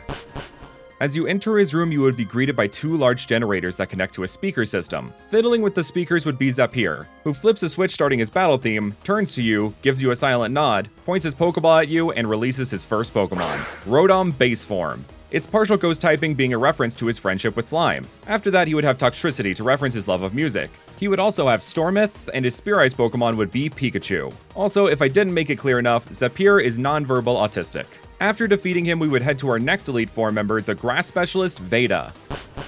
Her room would be like a lush exotic garden filled with various fruits and vegetables. Welcome to my humble garden, which doubles as the arena for our battle. My name is Veda, and I study the diets of both people and Pokemon to better help their health. I hope my Pokemon will inspire you to live a healthier life. Veda's team would consist of Flapple, Scovillain, Sarina, and her Spear Eyes Pokemon would be Bintatari. Veda's name and team are inspired by the Ayurvedic holistic medicine system and diet. From there, we go to our normal type specialist, Arya. Her room would be similar to Chantal's from Unova, as she is an author, but a more aged and established one, so her room is a lot more tidy and organized. Hello, I am Arya, author, activist, and Elite Four member. Shall you be a muse for my next thrilling tale? Or will you leave me with nothing to write home about? Arya's team would consist of Tomapod, Sorolger, Duran Parade, and her Spear Eyes Pokemon would be Pyroar. Spear Risen Pyroar is partly inspired by the Manticore, and I wanted to make the design gender neutral so both male and female Pyroar would have the same Spear Eyes form. Arya's team is both inspired by books and mythical creatures that could be found within them. And then we would head to the last Elite Four member, Fairy-type Specialist and our friend Purina's mom, Indrani. Her room would look like it was pulled straight from a princess fairy tale. Elegant pinks and rose gold everywhere, with many cute Pokemon cuddling around the room. Ah, you must be my darling daughter Purina's new friend. Well, it is a pleasure to finally meet you. I am Indrani. Do not mistake my love of fairies for weakness. I will show you that not all tales have a happy ending. Indrani's team would begin with Padmaya, then move on to Hatterene, Queendosh, and then finally her Spear Eyes Pokemon would be Chromantic. Spear Risen Chromantic furthers upon its Rama and Cupid inspiration, now possessing a barrage of white lovely arrows to rain down upon its opponents. And with Indrani defeated, you would enter the room where we would finally challenge the champion of Devhar, which is surprisingly humbly decorated given the grandeur of the title. The champion is someone you met very briefly along your journey, so allow me to formally introduce Azhar. It's you, champ! I knew when I ran into you that Lycurgo would one day have us meet again. Since I was in such a hurry, I forgot to introduce myself. My name is Azhar. I love all of Devhar, from its rich history to its advancements in modern technology. I am proud to preside over this land as its champion, and though I have a bit of a lax personality, I take that title very seriously. So are you ready to ascend to a new level of Pokemon battling? Then let's see what you're made of! Azhar's team would lead with Tortank, followed by Klarber, Haruda, Rekapod, and Wakpak, with his Spear Eyes Pokemon being Xenux. Xenux's Spear Eyes form is just a beautiful expansion of its prior design tropes, while also getting a little Marilyn Monroe moment. I wanted the champion's team to be fierce and tanky, but graceful at the same time, representing the strength and beauty found within Devhar, after fiercely battling your way through Azhar's team. Wow, champ! You did it! You fulfilled the nickname I gave you just like I thought you would. You are the new champion of Devhar. Congratulations! The game would then cut to black and come up on a scene of your character walking out of the Grand Hall, and a parade of characters you met along your journey would be there to congratulate you on this outstanding accomplishment. You would then be gifted with the final badge of the league, the Champion's Badge. And if you've completed the other storylines before reaching this point, this cutscene will play out differently. As you reach the end of the parade, you notice Kumar? What is he? Go, Jensen's! Use hypnosis! Wait, what is happening? You awaken in a completely different place. It looks like one of the temples you explored with Purina, but it's different. And you're tied to one of the pillars. It's then that you notice there are a bunch of Team Fate grunts around, and the one with the helmet walks up to you. Hello there, champion. Congrats on the recent promotion. Honestly, you saved us a lot of work trying to capture Azhar, so thanks for beating him. Yeah, I appreciate you giving my brother the humbling he deserves. Now we can move forward with our plan to summon one of the legendary Pokemon of this region. We are here in this temple to bring it forth, using the power of the strongest trainer in the region to reset the world, ending this reality and beginning anew. No more TQE and no more hardship for those who can't pass it. And no more self-righteousness from the ones who do pass. We made Team Fate for people who were suffering because of the TQE and who had had enough of this corrupt system. And I have led them to this point, to where they might find salvation. Enough chit-chat though, let's begin. They would walk off to an altar and insert an object into it, likely what they found while you were distracted with those grunts you easily handled. You feel something calling to you and you begin glowing. A mechanism triggers in the altar and a portal opens. The temple you reside in would either be the Temple of Beginnings to the north or the Temple of Endings to the south, depending on which game you are playing, as well as which legend would now appear through this portal. Masugon or Harasha would roar with power, shaking the temple and knocking several Team Fate members back, including the mysterious team leader, but not Amar. Finally, it's here! Now with this power I can... Not so fast, brother! Just then, Azhar, Purina, the Elite Four, and even your dad appear at the entrance of the temple. Azhar, the Elite Four, and your dad begin battling the grunts and working their way towards Amar and the legendary. Purina runs up and frees you from your bindings. I figured they might be here based on what we found in those temples. You have to stop them. If they go through with this, everything will be lost. We all won't exist anymore. These grunts don't realize that. It's a total reset and they won't be coming along. Who knows if Pokemon would even exist in this new reality? So go! Stop this guy! You do exactly that, dodging different battles happening, making your way to Amar. It's time! That weird fiery guy was right. Trapping that woman in the suit did pay off. Now I can finally reset reality and shape it the way I want it to be. And no one is going to stop me. Not even you, puny champion. But I'll humor you. One last battle for the fate of this world. Amar's team would consist of Vrython, Gargoyle, King Gambit, Jensense, and finally either Masugon or Harasha, which he caught in a Master Ball. Upon defeating Amar, you would hear a mighty roar, rattling the temple once again, and suddenly leaping from the entrance you see Lysurga. Another roar from Lysurga, and the Master Ball in Amar's hand breaks, and Masuga or Harasha would go back into the portal they came from. No! No! I was going to be a god! I was finally going to be better than you! As he points to Azhar. It's over, brother. Time for you to meet the consequences of your actions. The Grunts apparently heard what he had to say and didn't like it, Kumar included. Some cast aside their uniform and others flee as Amar is hauled off. Good work, champ! Already proving yourself a competent champion. Even more than beating me, you have saved this region, this world. We owe you a debt of gratitude. Azhar and the others leave and your dad greets you, saying how proud he is of you and your accomplishments, that your mother would be proud too. You saved the day! Hooray! But you get the feeling you forgot something, right as the supposed Team Fate leader rises from the rubble she had been trapped underneath. It's you. I thought... The team leader's suit looks like it's malfunctioning as she runs off. You look up to your dad, who has a stunned expression on his face, almost like he saw a ghost from the past.